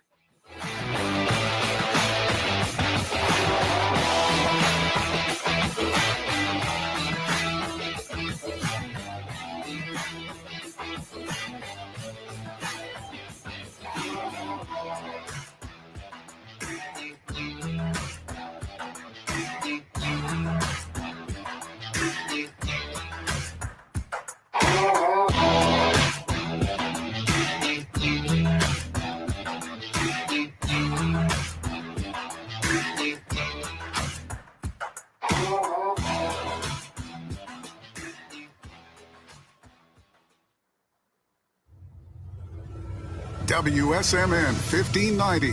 WSMN 95.3 FM Nashua. Listen, watch, and stream at WSMN.live. ABC News, I'm Daria Albinger. A stopgap funding bill to avert a government shutdown at the end of the month is headed to President Biden's desk. The legislation will keep the lights on until December 20th. Lawmakers will now head out of town until after the election. With just 41 days to the vote, Vice President Harris and former President Trump are focused today on the economy. Governor Ron DeSantis is telling Florida residents in the path of Hurricane Helene to leave now. You have time today to do what you need to do.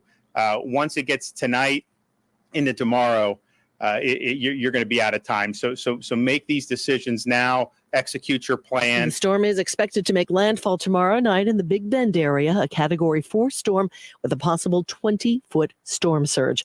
President Biden's expected to announce a new package of military aid to Ukraine when he meets with President Zelensky at the White House tomorrow.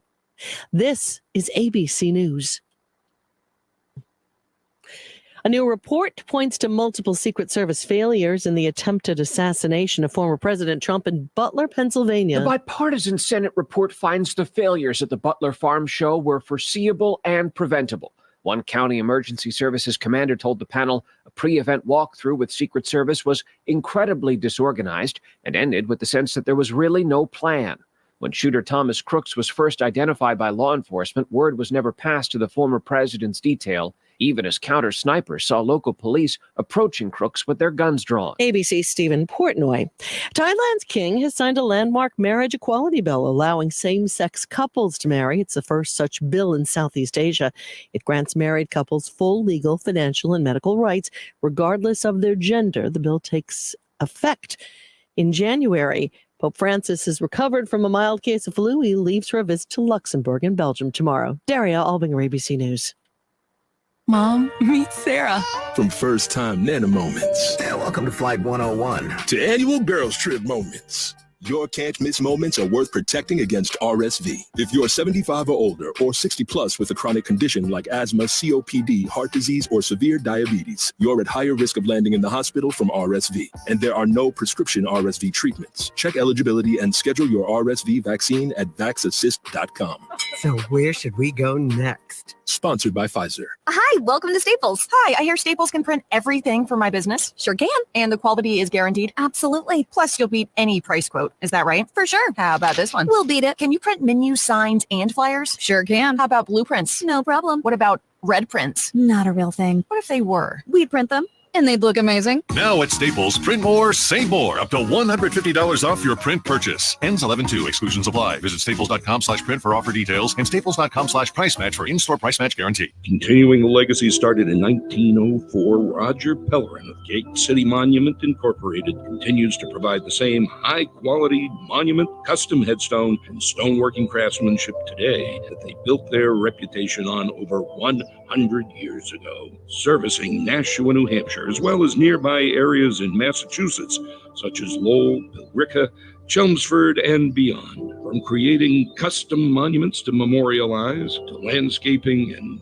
granite work or restorative services, each job is done to your satisfaction and is backed by decades of experience and integrity. If you're thinking about stonework, think Roger Pellerin of Gate City Monument. Visit online at gatecitymonument.com. Stop by and meet Roger at 321 West Hollis Street in Nashua, or call 603-883-7141. That's 603-883-7141. Gate City Monument. Memorials of distinction for people who care. The view. All right, ladies and gentlemen, we are back. If you're just tuning in, you're listening to Common Sense Conservatives right here, WSMN 1590, WSMN 95.3 on your FM dial. Guys, you hear a couple of weeks ago, top of the news? I think it might be about 2 weeks ago.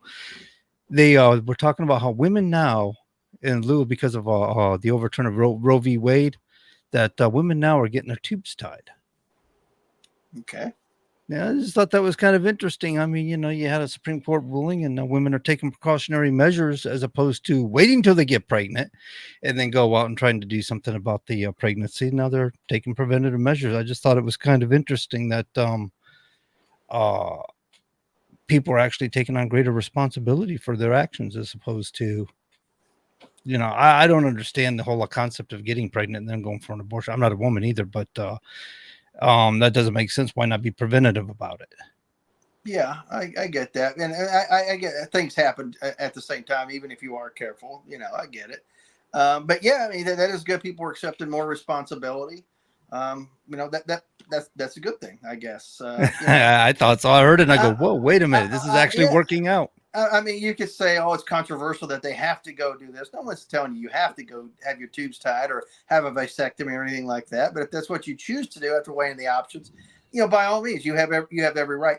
I think it's better than the alternative, which is actually killing a human being.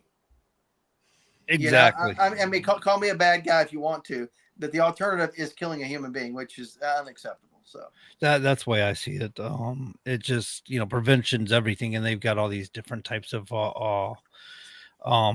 pregnancy prevention devices, you know, that a person could use. Why would you wait until the last minute? I've heard that whole thing about, well, you know, if you've been drinking and got careless, yeah, you know, if you've been drinking, got careless and drove a car and killed somebody, you go to jail for it, wouldn't you? that's true. Yeah, you have to live with your consequences of your actions generally. I know we live in a consequence-free society these days, depending on which way you lean politically, right? I mean, the thing about Donald Trump, the Democrats are already saying if they take the House, even if President Trump loses, that they're likely going to investigate him and his entire family and his entire organization, not just the campaign and what he did on the campaign, but everything, top to bottom, to include his family. So that's what the Dems are looking at. Wait a minute. They're going to persecute him?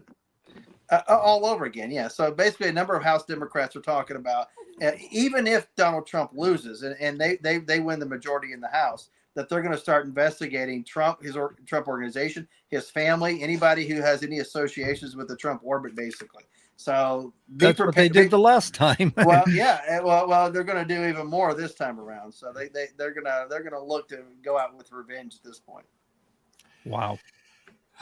Oh, look, this is just demonic. These people are crap weasels. They really are. Yep. They're sore losers. They're sore winners. They're just angry, sore people. By the way, back on your get your tubes tied, it seems like a pretty radical decision to, you know, it does to deal with your reproductive health.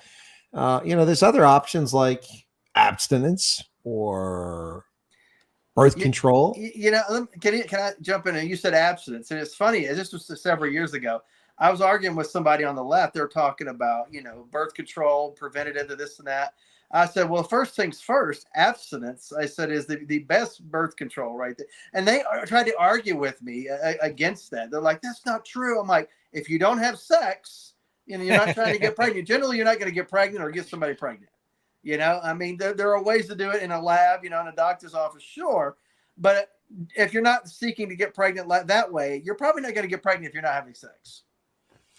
It's pretty hard to get pregnant without having sex. I mean, you can't get pregnant from a toilet seat or being in the pool. I'm just saying. Right. Yeah. You know, she shook my hand for 5 seconds and therefore she's pregnant now. You know, that's how it happened. No, I'm sorry. She wore a bikini on the tractor. No, you don't get gonorrhea that way, Seinfeld. No, but you get what I'm saying. But Dr. Todd McKinley here. No, but this lefty, this was back in 2018 when I was running for Congress, wanted to argue with me about that. You know, I'm like, yeah, I'm not saying that most people are going to be abstinent. I get that. I said, but at the same time, people who are abstinent aren't out there getting pregnant or getting other people pregnant. Well, but Todd, let me share this with you guys. So the lefties have issues with that, but they have no problem with providing HIV advice to Africans under the banner of ABC. Everywhere in Africa, ABC, abstinence, be faithful to your partner, and condomize. Right. That's what they preach. Yeah. So why are they telling Africans to abstain from sex, but they're not willing to do it? Right, absolutely. Well, they want a consequence-free lifestyle, you know. Anything you do in life is going to have some sort of consequence. Speeding down the highway. Not if you're Joe Biden. I guess. I mean, most everyday Americans or people in the world, there's going to be consequences. Sometimes they're not favorable. Sometimes, you know, the world's not fair. I get it. Sometimes the justice system's not fair. Whatever the case may be, life's not going to be fair. But generally, if you're not out, you know, living a hell-raising lifestyle or whatever the case may be, your consequences, you know, the likelihood of something bad happening to you is probably reduced exponentially. I mean, I'm sure there's a math equation we could figure it out. But if you're not out, riding wheelies down the highway without no helmet, you're probably not going to have a motorcycle accident. You're probably going to be safe in those regards if you're not riding a motorcycle. Driving my four-wheeler, that nice big Chevy truck that keeps me safe. If I'm not out doing anything hazardous, I'm probably going to be okay. I'm going to get home, point A to point B, no problem. But the consequence-free lifestyle just doesn't exist. Well, you can't wrap yourself in bubble wrap. Darwin's law comes into play here. There we go. Yeah. But there is an erosion of the morals in this country anymore. There was a time when people were more cautious, careful. Didn't they, like you said, abstain. They didn't necessarily get so promiscuous. But what happened? I mean, somewhere around the 1960s to today, women have gotten very, very loose in their morals. I'm not going to say men are any better. Men were always dogs to begin with. Right. We relied on women to at least have some sort of discipline. Women, to be fair, women are catching up. Back. We'd like to look back with this view of things, but it's in the West, in the 1880s, 1890s, 1900s, things were very loose. Also in the 1920s, the flapper girls, the parties before the stock market crash. So this people have look. Human beings are no different than horses and chimpanzees and every other creature out there. They're like a squirrel. They're all trying to get their nut.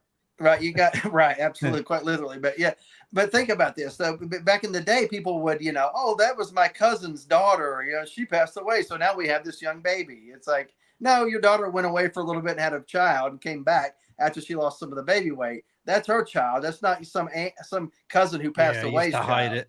Right, people used to hide it pretty well. I mean, so I don't think that it's any more, any less. It's just the way we kind of view it. We're more out and open about all the bad things that we like, I think. I was going to say, did they have a bunch of baby daddies running around back in the 1800s? I mean, it was what happened? Or they would just run off. Oh, yes, we did. I mean, that's why you have common law that determines parentage, and it doesn't matter whether you are the father or not. And so we still have that common law application in places like Texas, where if you're married, someone else impregnates your wife, it's your child. You have the financial burden, because so many children were illegitimate in Victorian England that they had to do something. Right. They had to do something because so many kids were illegitimate, and nobody would take care of them. So you had all kinds of street urchins all over the place because of what's going on. Listen, humans just have always had, this concept of morality is something that we're allergic to, and then we're in love with. We're allergic to, and we're in love with it. And different parts of society are allergic to it or in love with it. It's always been a challenge for society. I mean, let's look back. Just a few centuries ago, it was quite normal for 12-year-olds to be married and be giving birth. It wasn't that uncommon, And so those things come and go with times. So I think we have to be careful. It's kind of like, and not that anybody here was doing it, but we as a society need to be very careful of judging people in time epochs based on our own view of morality today. I mean, it's very unfair because, for instance, like when people, yeah, you are, your mic is hot. So when people talk about slavery as the original sin of America, okay, stop. Every country in the world had slavery at the time. We would have been a historical anomaly of epic proportions if slavery was illegal from the outset. And also we wouldn't have had a country. We would only had six or seven colonies that became states. The rest would not have ratified the Constitution. And we would have two different countries at a minimum in North America. Well, I guess Canada's a different country. It's hard to tell, but sorry, Canada. But it's so look. I mean, you got to put things in historical context and understand things. You can't just make these broad judgments. I mean, we can make some judgments. I mean, for instance, Shaka Zulu, the Shaka, the emperor of the Zulu kingdom or empire. He would just if somebody laughed or sneezed the wrong way, gather around him at an event, he'd just lift his hand and they'd take him out and beat him to death with clubs. I mean, we could judge that. I mean, that's just wrong. Right. Yeah. That doesn't matter what epoch it's in. That's just wrong. But sexual relations, marrying an 11 or 12-year-old, while it may be morally repulsive to most of us, I say most of us because there are some people out there that think it's okay. It was the norm in many places and many times. Even a day when people didn't live past 40. Exactly. Yeah. Right. Yeah. Giving birth, birth a 13-year-old, 14-year-old, that was child rearing years, basically back in the old days, for sure. And if we're talking about this sort of thing too, there is a physiological thing taking place in Western society for certain, but in modern societies in general. And look, I don't mean to turn this into, a maxi pad commercial or, discussion, but the reality is that girls are getting their cycles at a younger and younger age. The average age last time I looked for girls in America was like 11 or 11 and a half, something like that. In some places, it's down to 10 and a half. That's incredibly young. Their bodies have not developed yet, and they're already getting their cycles. So if you're getting your cycle, that means you're fertile. So in nature, that means you're supposed to, all things being equal, we're not humans, we don't have human rules. If you're fertile, you're supposed to be copulating, right? All right. So I'm not condoning it. I'm not saying that anyone should do that. What I'm saying is that these are pressures, biological and societal and moral, on society, and norms change back and forth. Our norms are today, you got to be of age, and I'm okay with that. It took me a second on this comment here. Sean posted wind pollinization and virgin births do occur, but they are rare. I was tying those two together. No, he's trying to be clever. What? He's talking about how plants are pollinated by the wind, not always by bees. Right. But no, there's no such thing. That the Immaculate Reception is a real event with Franco Harris. The Immaculate Conception might have occurred once upon a time in a place called Judea. They do make claims about if you're. Both were great catches, by the way. Yeah, apparently, and both resulted well. I mean, if you're a Steelers fan, but I don't think he's wrong. There's claims about if you're with somebody sleeping in the same bed and stuff like that, you have activities, but it's not exactly intercourse. Then it's possible that you can get a swimmer get loose. Well, yeah, there are, but that's such a small percentage that it's almost zero. Where did this conversation go wrong? I don't know. I started on this whole morals thing and put on my black robe with my white collar, and now it's a sex ed class. Oh my god! Oh my goodness! Meanwhile, Caitlin Clark has 10 points, 4 rebounds, and 4 assists in 15 minutes of play.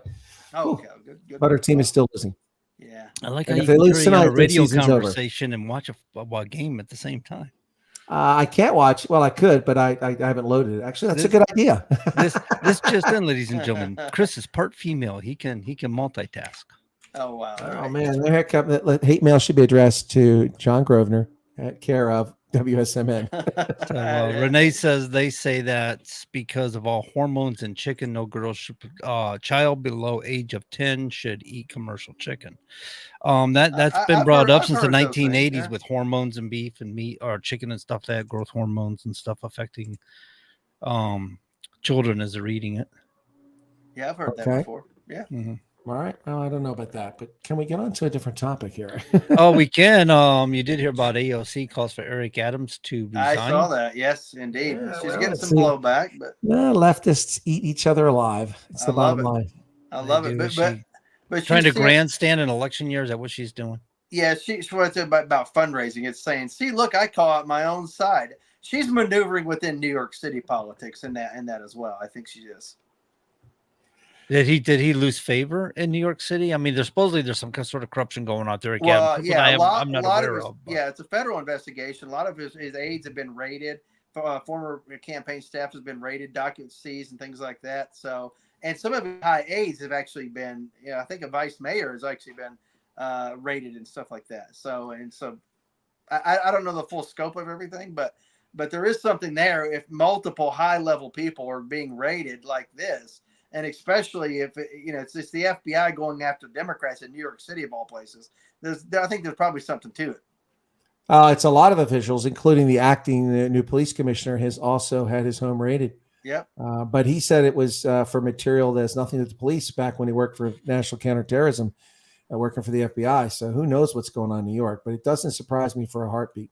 Nope, not at all. Not at all. Not even for a moment. But AOC probably sees like some sort of maneuver to move up in local New York city politics, which pays a lot of money, by the way. Well, here's the thing about that is that, she's so dishonest that's our first expectation. Maybe she's actually looking out for people, but I mean, we just don't trust her. So our first inclination is to assume that she's just being evil. Yeah. Sinister, looking out for herself, not the betterment of mankind or trying to clean up her own party for sure. Well, it's like somebody said, a snake may shed its skin, but it's still a snake after the molting process. Right. Well, there you go. Right. Well, go ahead. No, you go ahead. Now that there's a story, basically a cautionary tale of like, the snake's cold or whatever. He asks you to bring him into the house, warm him up, give him food and all this stuff. And he does all that. And the next thing you know, the snake warms up, gets a belly full of food, ends up biting the man. And he says, "Why did you bite me?" He's like, "I'm still a snake." Basically that's it. He's still a snake. Snake's a snake. Yeah. Well, that's like isn't that like is it with the tortoise and the hare, whatever, trying to get across, trying to get across the crocodile, gator, or something like the that. alligator, and yeah. Yeah, they're all trying to get across the river and saying, "Hey, this is my nature, man. Doesn't matter if it's not my best self-interest. I'm still going to eat you." Oh no, absolutely. Well, didn't Winston Churchill talk about, or maybe Kennedy talked about riding the backs of tigers? He says usually you end up inside. Basically, if you come to power riding a tiger, usually you end up inside one way or another. Usually, in other words, there's another strongman waiting in the wings to take you out at some point. So that's how it happens in the especially during communist Russia in the 1960s, one after another after another after another. I mean, come on, they couldn't keep them in Soviet Russia. Well, China in the 60s with the 70s, with the Cultural Revolution, which over 30 million Chinese nationals were murdered by the communist regime, and everyone looks the other way. In the 1930s, the Soviet regime killed over 20 million of its own citizens, maybe 25 million, with its pogroms and with its its starvation, the Holodomor in Ukraine, just stealing all the food and letting people starve to death, and then shipping millions off to the Gulag. It was truly horrific. But hey, we're going to try socialism again because communism works. We just got to keep trying it. Yeah, you got to find the secret formula, man. It's going to work somewhere eventually. Well, after they kill all the Republicans, right? It can't go wrong when you give them authoritarian control and they have no checks and balances. What could go wrong, Chris? Yeah, when we can print all the money we want, I mean, what nobody would have any problems with money. Everybody would have it. We just print a bunch of it, right? I have to be honest. My favorite part of communism are the 5-year plans. Always, yeah. My 5-year plan. Oh, here we go. Yep, we're going to increase steel production. We're going to do this. We're going to do that. No, it's just a bunch of nonsense. Yeah, no, it's absolutely crazy. So, all right, guys, prediction time. I'm going to put you all on the spot. Do I need to write stuff down? Well, you might need some Common Core math to make this work for you. So, I don't do Common Core. Just remember, if you do Common Core math, you put the T at the top, the O at the right, and you divide it in a little, in a square, and that's for the tens, and that's for the zeros, and then you put little dots and strikes down. So you saying play tic-tac-toe? That's like playing. This is who teaches kids this nonsense. Anyway, now, okay, here we go. So, 538 electoral college votes representing every member of the House of Representatives and the Senate. Okay, who will win this election? Give me a prediction, electoral college. You can just pick a number out of the air. I'm not going to expect you to get it right with the number of states or whatever, because it's winner take all in all but 2 states. But just give me a rough figure of what you think the electoral college outcome is going to be based on this moment in time. John was going to go first. Go ahead, John was ready. Go ahead, John. Yeah. Oh, I was going to say Donald Trump's 275 to Kamala Harris 263. Okay. No, all right. That's close. I'm thinking, if Don Trump can, if people come to their senses, I think Don could get probably close to 300 and some, maybe 323 at the high end. If people are rational, I'm probably way off base. You say 323? I think so. Yeah, it's very possible it could be a landslide. Very possible. Is that a prediction for this election, or just right now at this point in time? No, the way that I'm feeling right now, I'm thinking with all the negatives that have been coming out against Kamala and the lefty media that's actually starting to call her out, and of course look at the numbers between 2016, 2020. Go back even further. The numbers for Trump look really, really good compared to 2016, 2020, and other elections in which Republicans were underwater and one going away in recent years. I notice a lot of people are coming out of the woodwork for Trump right now. Right. 25% of African-American males have identified as going to be voting for Trump. I mean, imagine how many that haven't identified, how many African-American females, how many other minorities that are out there, Hispanic, they're talking about vote in large numbers, the legal Americans, obviously, in large numbers for President Trump. So, I mean, it could be a landslide at the end of the day. People just aren't going to go talk about it. They're going to go cast the vote. They're going to go home. Okay. So we've never seen the likes of this before. It's going to be good. It's going to be great. It's going to be the best ever. Donald John Trump, 1,675 electoral votes. Kamala Harris, 3. What? Okay. Okay. Yeah. I was going to say, when did this country split up like this? It's the new math. It's the new math. It's Common Core. I told you. I gave you a Common Core warning. Okay. I put my electoral map together, and let me just run through it here real quick for you guys. As the map stands now, Trump has a slightly 233 to 201. The left coast is all blue. The Northeast is all blue except for New Hampshire. I'm going to take a risk and give that to Trump. I could be wrong, but I'll tell you what, let's turn that blue for Kamala Harris as well. So it's 229 to 205 Trump, and I've got states yet to decide. Alaska's Trump, Hawaii's Harris. Texas is Trump, Florida's Trump, most of the South. So I've left open Nevada, Arizona, New Mexico. Let's give her New Mexico. She's going to get that. That's not even a question. All right, now it's 229 to 210. So Nevada, Arizona, Iowa, Wisconsin, Michigan, Pennsylvania, Virginia, and Georgia. As much as I'd like to see Virginia revert back to its historical status, she's going to get it. So let's give that to her. All right, it's 229 to 223 Trump. Now we're down to the truly battleground states as they stand now. I think you guys mentioned earlier Nevada. So 1, 2, 3, 4, 5, 6, 7 states. All right, here we go. Trump gets Pennsylvania. No doubt about it. I'll go with that. Yep. There's 19. Okay. All right, 248 to 223. It's within reach. All right. It's so close. I'm going to say she gets Michigan, even though I don't believe it. Okay. It's 248 to 238. All right. Arizona, Nevada. Trump gets Nevada, and she gets Arizona. It's 254 to 249. It's getting close. All right. That leaves Wisconsin, Iowa, and Georgia. Trump takes Iowa, 260. And she takes Wisconsin, 259. The tension mounts. There's one state left, Georgia. Now, I could flip the script. We could turn this around, but it's closer this way. It's one vote. If I did that way, maybe it's close. So let me say he gets Georgia, but not leave Pennsylvania open. Anyway, he gets Pennsylvania, Georgia, 276, 259. Now, that's how it's likely to play out if we believe the polls in the battleground states and across the country. But I don't think it's going to play out that way. 276, 259. I'm not going to buy that. So I'm going to go best case, okay? Trump takes Arizona. All right, that's 287. Trump takes Wisconsin. That's 297. Trump takes Michigan. That's 312. And that is, in my view, around where it ends up at, about 312 to 223, somewhere in that range. It could go even worse. Could get even worse against her. Virginia could possibly come into play, and New Hampshire and Maine. But I don't think that's going to happen. So whatever the case is, at this stage, ladies and gentlemen, all roads are pointing towards a Trump victory. But again, we've seen this movie before. How many boxes can you stuff on election day and the days afterwards? So we'll see what happens there. All right, what do you guys think? Yeah, and you're going to know how shady it is about how much social media starts to shut down, how much the left comes out and talks about, the talking points of it's the most secure, safe election and fair election in the entire world. If they start doing that, there's something to it. There's probably the National Cybersecurity Center before midnight on election night 2020 made the ludicrous claim this is the most secure election in American history. How do they know that? We had not even turned. I wasn't the judge then, but they had not even turned in the election results for the voting precinct in my county. How could you know where the election is secure? There were no observers who went to look at that polling station all day long from any political party.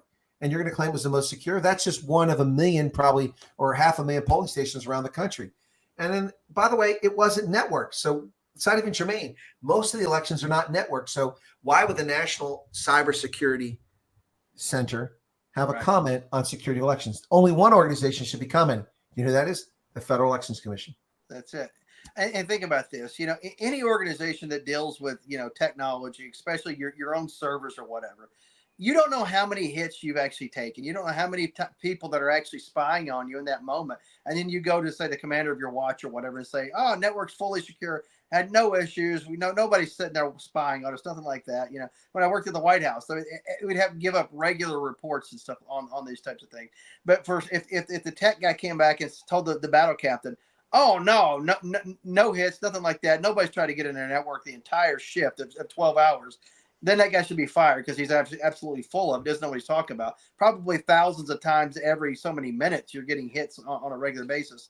So for somebody like that to come out and give a report like that on election night when people are still casting ballots, that person should be fired because they're either lying or don't know what the heck they're talking about.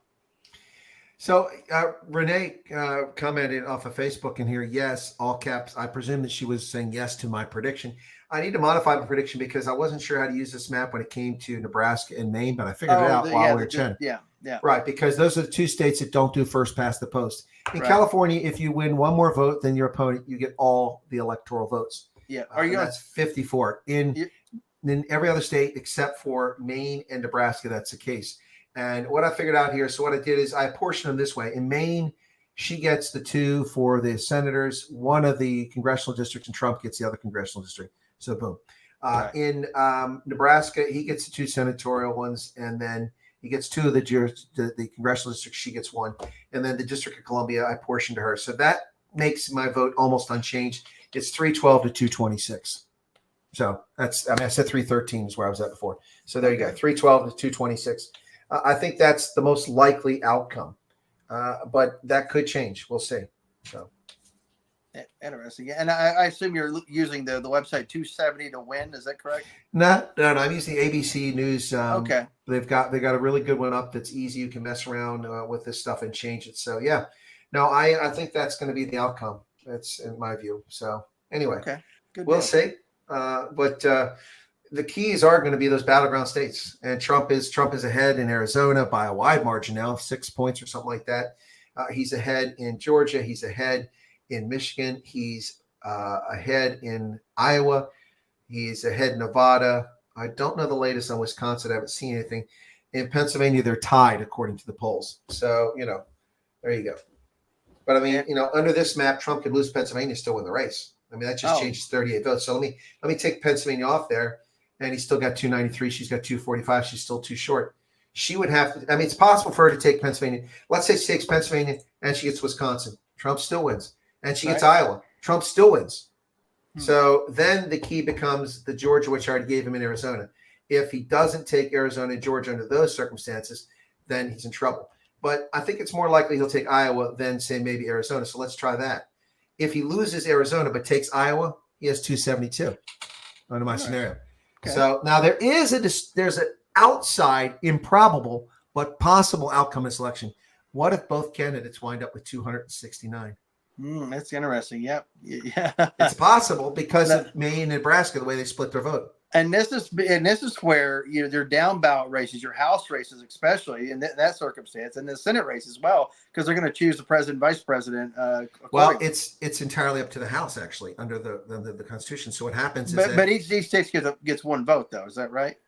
That's correct. Yeah. And the thing with that is that across the 50 states, Republicans have a predominant number of those seats in the state. So all you have to do, so California delegation is going to be a Democrat vote. Right. Cool. But the number of states, so the ones I turned red would be 1, 2, 3, 4, 5, 6, 7, 8, 9, 10, 11, 12, 13, 14, 15, 16, 17, 18, 19, 20, 1, 2, 3, 4, 5, 25 states right there. But that's the Electoral College vote. That's not the congressional representation. So that's where it matters. And it's not the current makeup of the House of Representatives. Right. It's the makeup of the incoming one on the 3rd of January, which is decided on the same date that this election. So if the presidential, and this is the first time it's happened twice in our history in the 19th century, in 1800, and I think it's 1824, something like that. Yeah. Anyway, Jackson and Adams, Quincy Adams. Yeah. Yeah, so it's happened twice before. It goes to the House of Representatives with the new composition, which is sworn in just before this. They vote, and each state gets one vote. There's 50 states. So unless it comes down to 25-25 tie, it will be decided. Republicans will predominate, and they will win that. So Trump will be elected by the House of Representatives. You think that won't burn the shorts of the Democrats? Absolutely. Absolutely. Yep. And you talk about riots in the street. I guarantee you're going to see it for the entire 4 years he's in office. Well, I was going to say, that's what we asked a few shows back is how long do you think after Trump goes back into office, they start rioting in the streets again? There's Antifa fired right back up. What I have to say about this is it's time to use the Department of Injustice for the purpose that it's supposed to be serving and use the federal authority for its purposes. If people organize these riots and events across state lines, these are interstate crimes. The FBI has jurisdiction. Therefore, you should go in and shut them down. If these people make terroristic threats, federal authority, go in and go after them. If they declare their own autonomous zones, like in Seattle, federal insurrection. This must not be tolerated. The Trump administration must be ready to deal with miscreants. And the governors of the states that are reasonable, which would be mostly Republican states, need to do their job. And they need to start clamping down on this nonsense and not allow it. It's perfectly legal to express your opinion if you have a permit for a demonstration or if you are doing it in a lawful manner. However, If you foment violence, Minneapolis, Seattle, Atlanta, New York, DC, Portland, if you foment violence, you're a criminal and don't expect mercy. You need to be prosecuted. Yep, I agree. And if you set up these bail funds like Kamala Harris, I think you should be investigated just the same. Yeah, well, there's lots of things you say about Kamala Harris, but yep, not many of them nice. Not many of them nice at all. But they truly are desperate. I mean, what else are they going to pull out next? I mean, are they going to pull out, OnlyFans photos of Donald Trump with an Alpha Centaurian from another galaxy? I mean, what's left? Oh, you haven't seen those yet? I missed Hey, those. there's a reason that AI just came out so strong. Right. Missed Yeah. those. No wonder. I mean, that's probably what it was all about. Gavin Newsom's in some of those AI memes. He's yeah. That's why he blocked them. Oh my goodness. Look, I mean, this is, guys, listen, if you're out there, I'm sure that the vast overwhelming majority of people listening to this program are actually conservative. And you're an American, you're going to vote for a conservative candidate. But if you're an American and you're not considering voting for a conservative candidate in this race, you need to look yourself in the mirror and ask yourself if you love this country and the classical liberal ideals it was founded on of freedom of speech, freedom of assembly, freedom of worship, the right to seek redress from government, the right to not have troops quartered in your homes, the right to protection from unreasonable search and seizure of your person, your property, and your papers. You need to ask yourself that question. The right to not incriminate yourself and get yourself put in a federal penitentiary, Martha Stewart. Mm-hmm. Yep.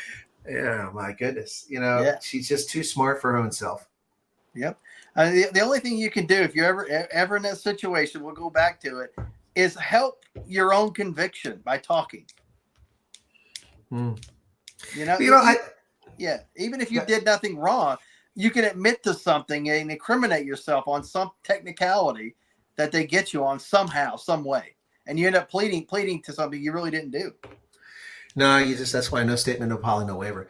But and look, the first problem if you have an addiction is to admit that you have a problem. And I'll admit, America, we have a problem, and it's in DC, and the cure is November 5th. And I'm not just talking about Democrats. I'm talking about those rhinos too. Oh yeah, they need to go as well. Yeah, and that's the cure. But don't stop this November thinking, okay, we got Trump back in there. Guess what? You got midterms coming up. You got local and state elections where a lot of these people that need to get ousted won't get ousted this coming November. You have another opportunity. 4 years from now, you have another opportunity to kick them out, put more good people into office. I mean, you have the power if you show up, people. You just have to show up. Yeah, that's the bottom line. I'm watching the WNBA and they're talking about, rocking the vote. They say vote. I'm like, okay, look, I want to watch basketball. I don't want to see black T-shirts with white letters saying vote. I don't need to be reminded to vote.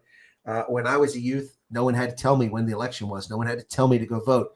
I did it on election day, except when I was in uniform and out of my home area. And then I used a federal absentee ballot, which of course has legal jeopardy attached to it. Can prevent people from doing fraud.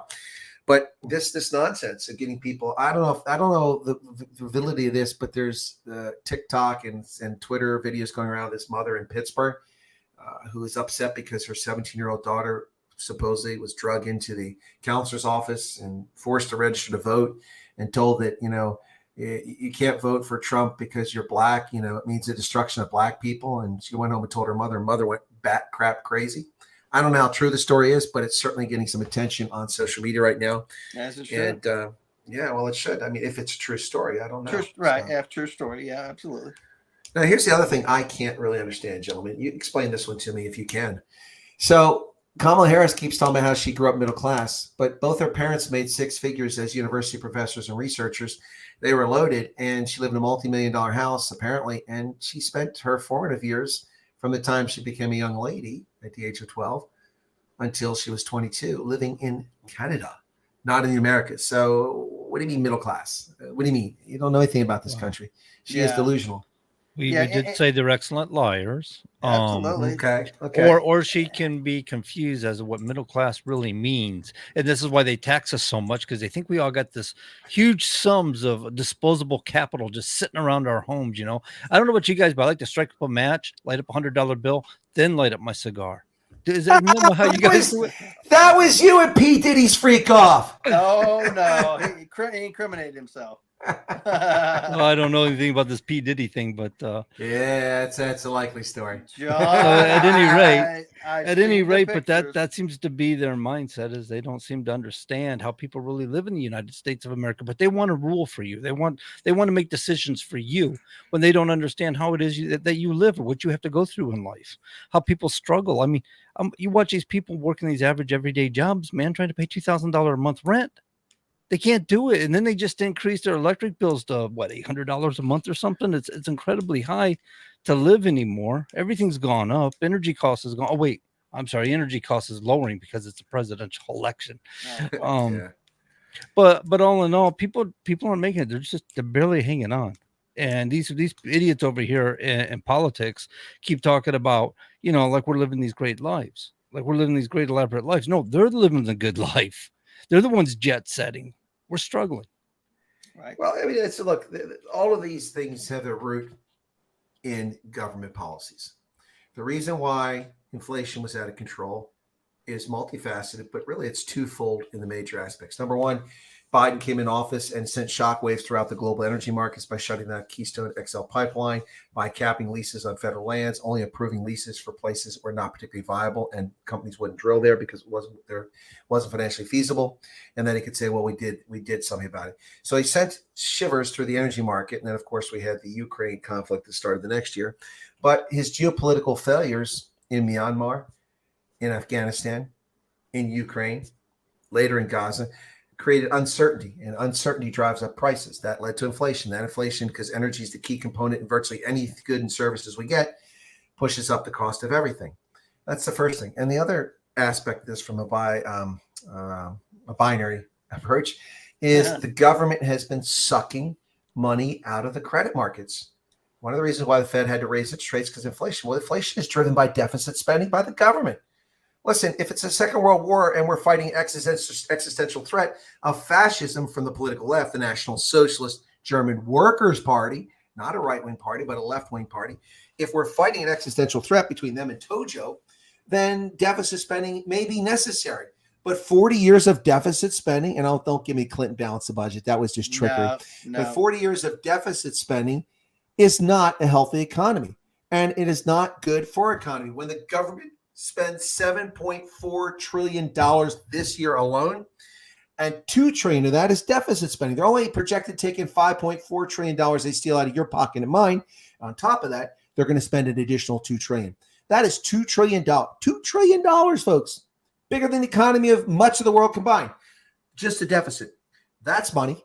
It's not available for home loans, not available for home equity loans, not available for a second mortgage, not available for car purchases, not available for entrepreneurs to borrow money to build their business, or for businesses to borrow money to expand. Why? Because the government's borrowing all that money. They're competing with the government, and they're guaranteed golden high rating, better than anybody. You got an 850 credit score. Nobody cares how great your credit score is. By the way, it's the best you can do. But nobody cares about that because Uncle Sugar is going to pay the money back. You're a risk. You could lose your job, but Uncle Sugar is going to have to pay that debt back. And right now, we're paying back that debt to the tune of $1 trillion per year in interest payments alone. Not even the principal. Yeah. That is mind-boggling, ladies and gentlemen. But this is what happens when you allow these gangsters, criminals in both political parties to run us into the ground. And that's what's been going on nigh on 40 years now. That's the facts, folks. Yeah, that was well put. So we're looking at next week, I think, 1st of October, possible dock workers strike. Yeah. What do you think? That's going to be a disaster. That would cost the U.S. economy over $5 billion per day. If that thing were to last a year, at a minimum, it would shave 6 points off our GDP minimum. That's insane. That's absolutely insane. $5 billion a day, 10 days, $50 billion a month, $150 billion. Now I've got a year, $1.8 trillion off our GDP. Now, what about this? Do you see a conspiracy theory scenario where all of a sudden Kamala flies in and solves it and looks like she's a hero, or would people see through it? I think that most people don't even know this is going to happen. So unless they pip it up and tell the story. He's got a good point, because once it has, like the October surprise, right? Once it happens, then people are affected. It hits the news, and they're going, "Wait a minute, what do you mean I'm not getting my Temu order now because the ports are all shut down?" You know, and well, so, but that's a story that can be told. But if people don't feel it in their pockets, they don't feel it in the shortage of goods in the store, like we saw when COVID started. There were no laptops, no DVD players, no Blu-ray players because they're all snatched up, no toilet paper because it's made in Brazil. But if people don't see it in their pocketbooks, but there's a mitigating factor here. Most retailers and most suppliers have anticipated this strike on the East Coast and the Gulf Coast all year long. And they have been ordering stuff for the Christmas season early, which means that like the ports of Long Beach and Los Angeles have had a volume of traffic not seen since the early days of mail order shipping of COVID in early 2020, when the ports were just swamped and they had ships, thousands, not hundreds, but thousands of ships backed up out at shore. Yeah. It's not that bad, but the ports are fully busy, fully loaded. And oh, by the way, the dock workers on the West Coast reached an agreement. This won't affect our West Coast. So most of the crap we import is not most, but a lot of it's coming from Asia, China in particular. So that's going to come in and be taken in Long Beach and Seattle and San Diego and, and LA and all that stuff. So it will have an impact. But what I'm saying is that even if she swoops in and solves it, people aren't, I go to the gas pump, I notice that suddenly it's under $3 a gallon. That gets my attention. If I go to the supermarket and I can't find my favorite cheese coming from Korea, no, I mean, it comes from Switzerland. But if I can't find it, then I'll notice it. If there's no Blu-ray players, when I want to get Blu-ray player, or laptop prices go through the roof because there's a shortage, I'll notice it. But since the wholesalers and the retailers have been ordering lots of stuff ahead of time and stockpiling it, we have a stockpile on many things, particularly Halloween and Christmas things that people are going to want in the next couple months. So I don't think it's going to have an impact, even if she pulls an October surprise. I don't think it have any impact. Yeah, that was just something I thought about whenever I heard about it. It's a fair question, but what do you think of my analysis? I think it's accurate. I think it was good, yeah, because it's not going to be enough time for anybody to fill it before they start voting anyway. I think you're right on that. Right. So they may they'll pull any rabbit out of a hat. I mean, now today she's talking about she's a conservative. she and Tim both have guns, Yeah, I'm sure they do. But hey, this is where the bullets go in. This is how you spin the chamber. Yeah, that's the safety. And this thing's a clip right here, and this is it's a banana clip. It's illegal in 58 states. Wait, I'm sorry. We only have 58 states when Obama was president.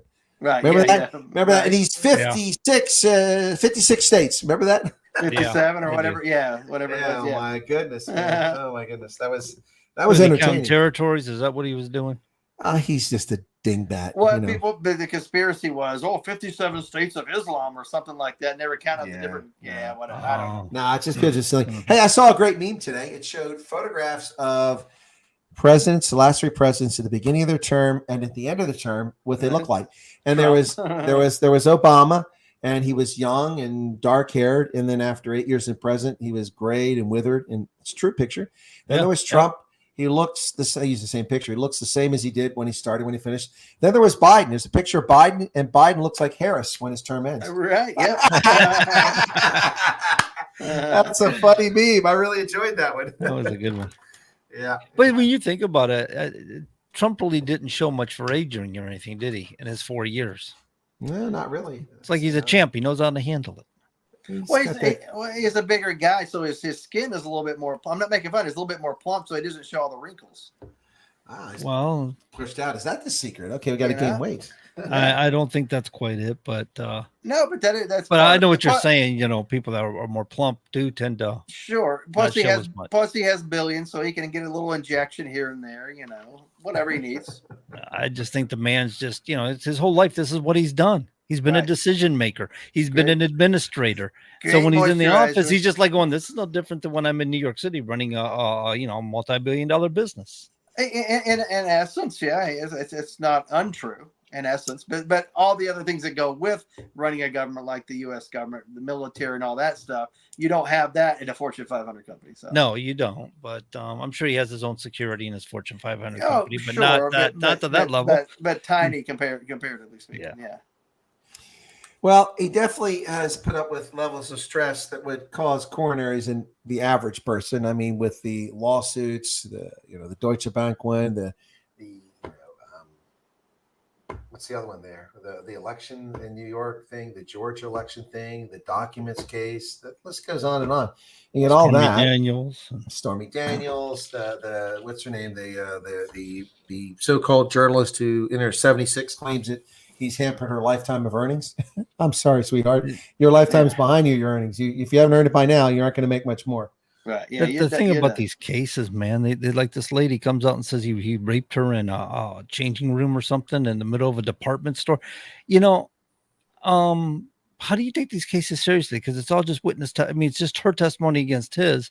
And if it's 30, 40 years old, which I don't even think they were even near each other in that department store, to be honest with you. But I'm just saying, like Bill Cosby case or all these cases that have like 20-year spans, they create these false memories. I mean, these old bats probably got fantasies about this, and they create these false memories about this. You know? Well, that may be the case with Trump, and there may be something else going on here, especially since this law was created and only valid for 1 year and violates the norms of a statute of limitation.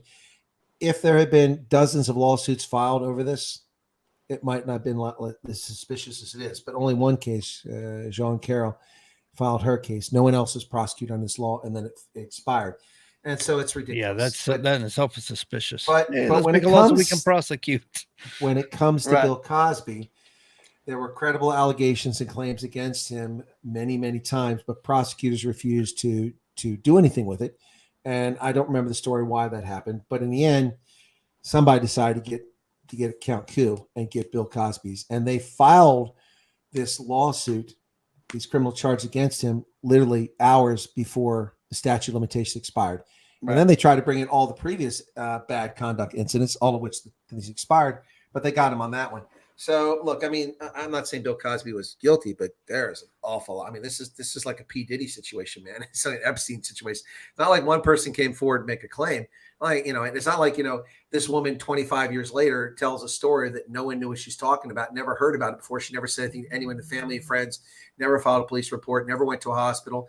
Doesn't mean something didn't happen, but it just does question the credibility of situations like that. But in the Cosby case, oh my goodness, they had so much evidence, So anyway, Bill Cosby, some of these guys get powerful and they just get arrogant.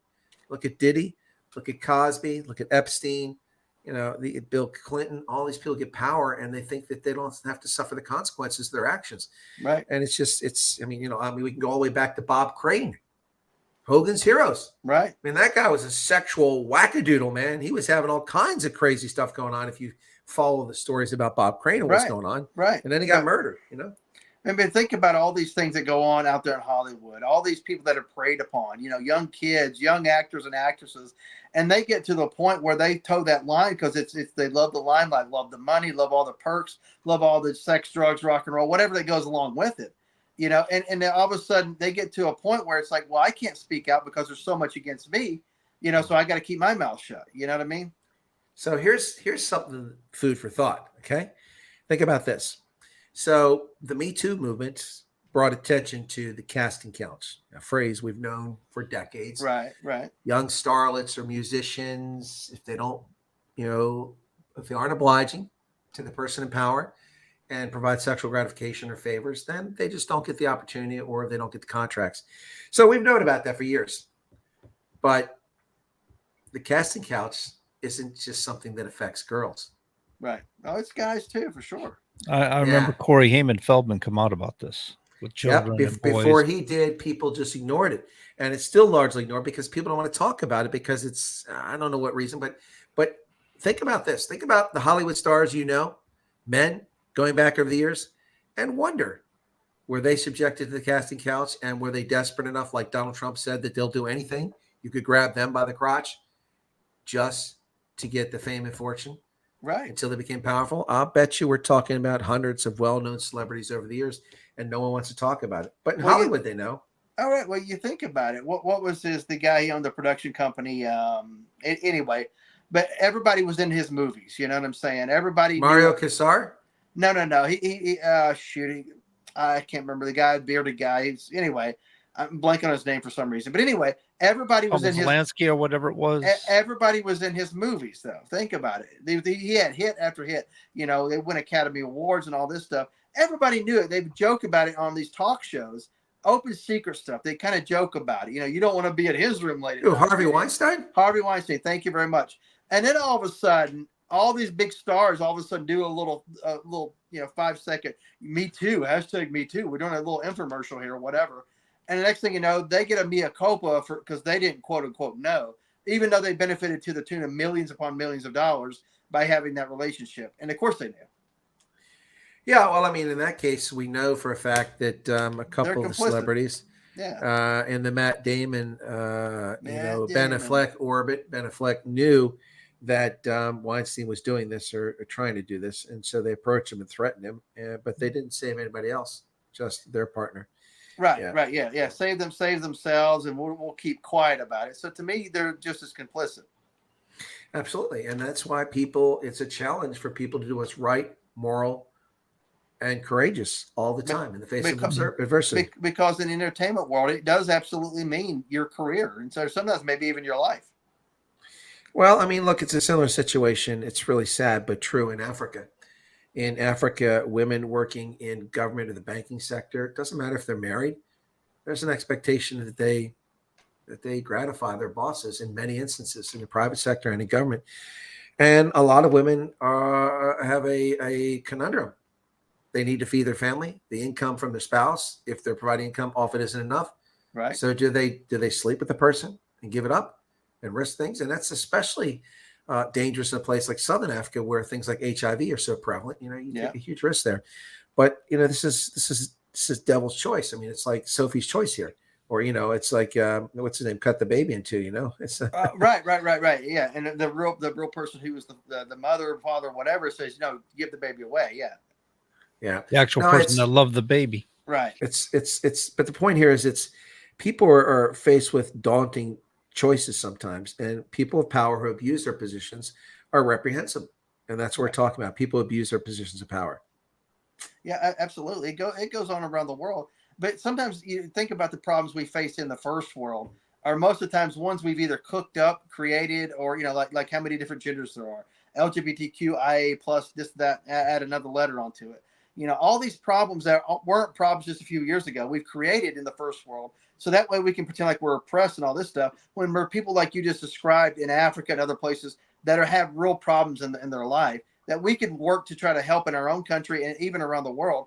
But if we got out of our own way of creating new nonsensical problems, we could do a lot. Yeah. Fair point. All right. Last couple minutes here. Yeah.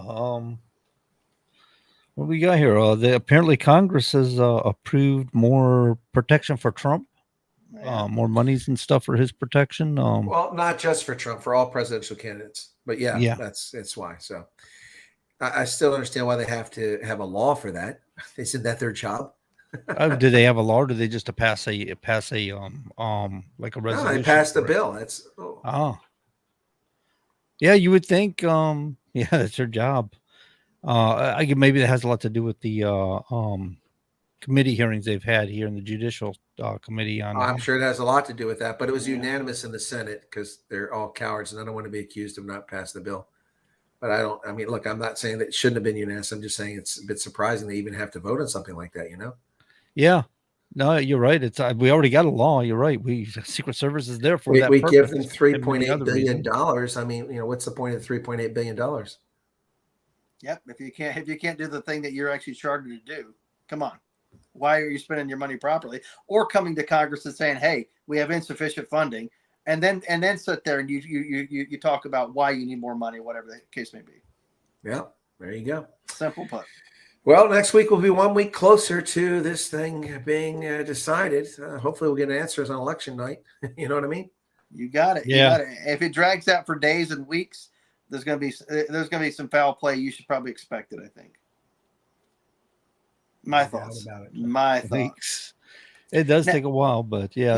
Now, if they call it the next morning or something like that, or the next afternoon, okay. But anyway. Yeah, right. We'll find out.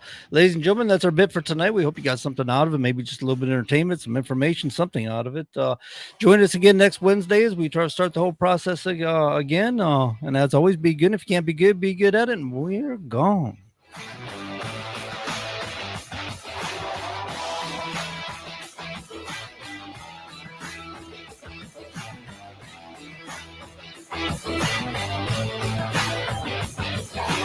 Bye.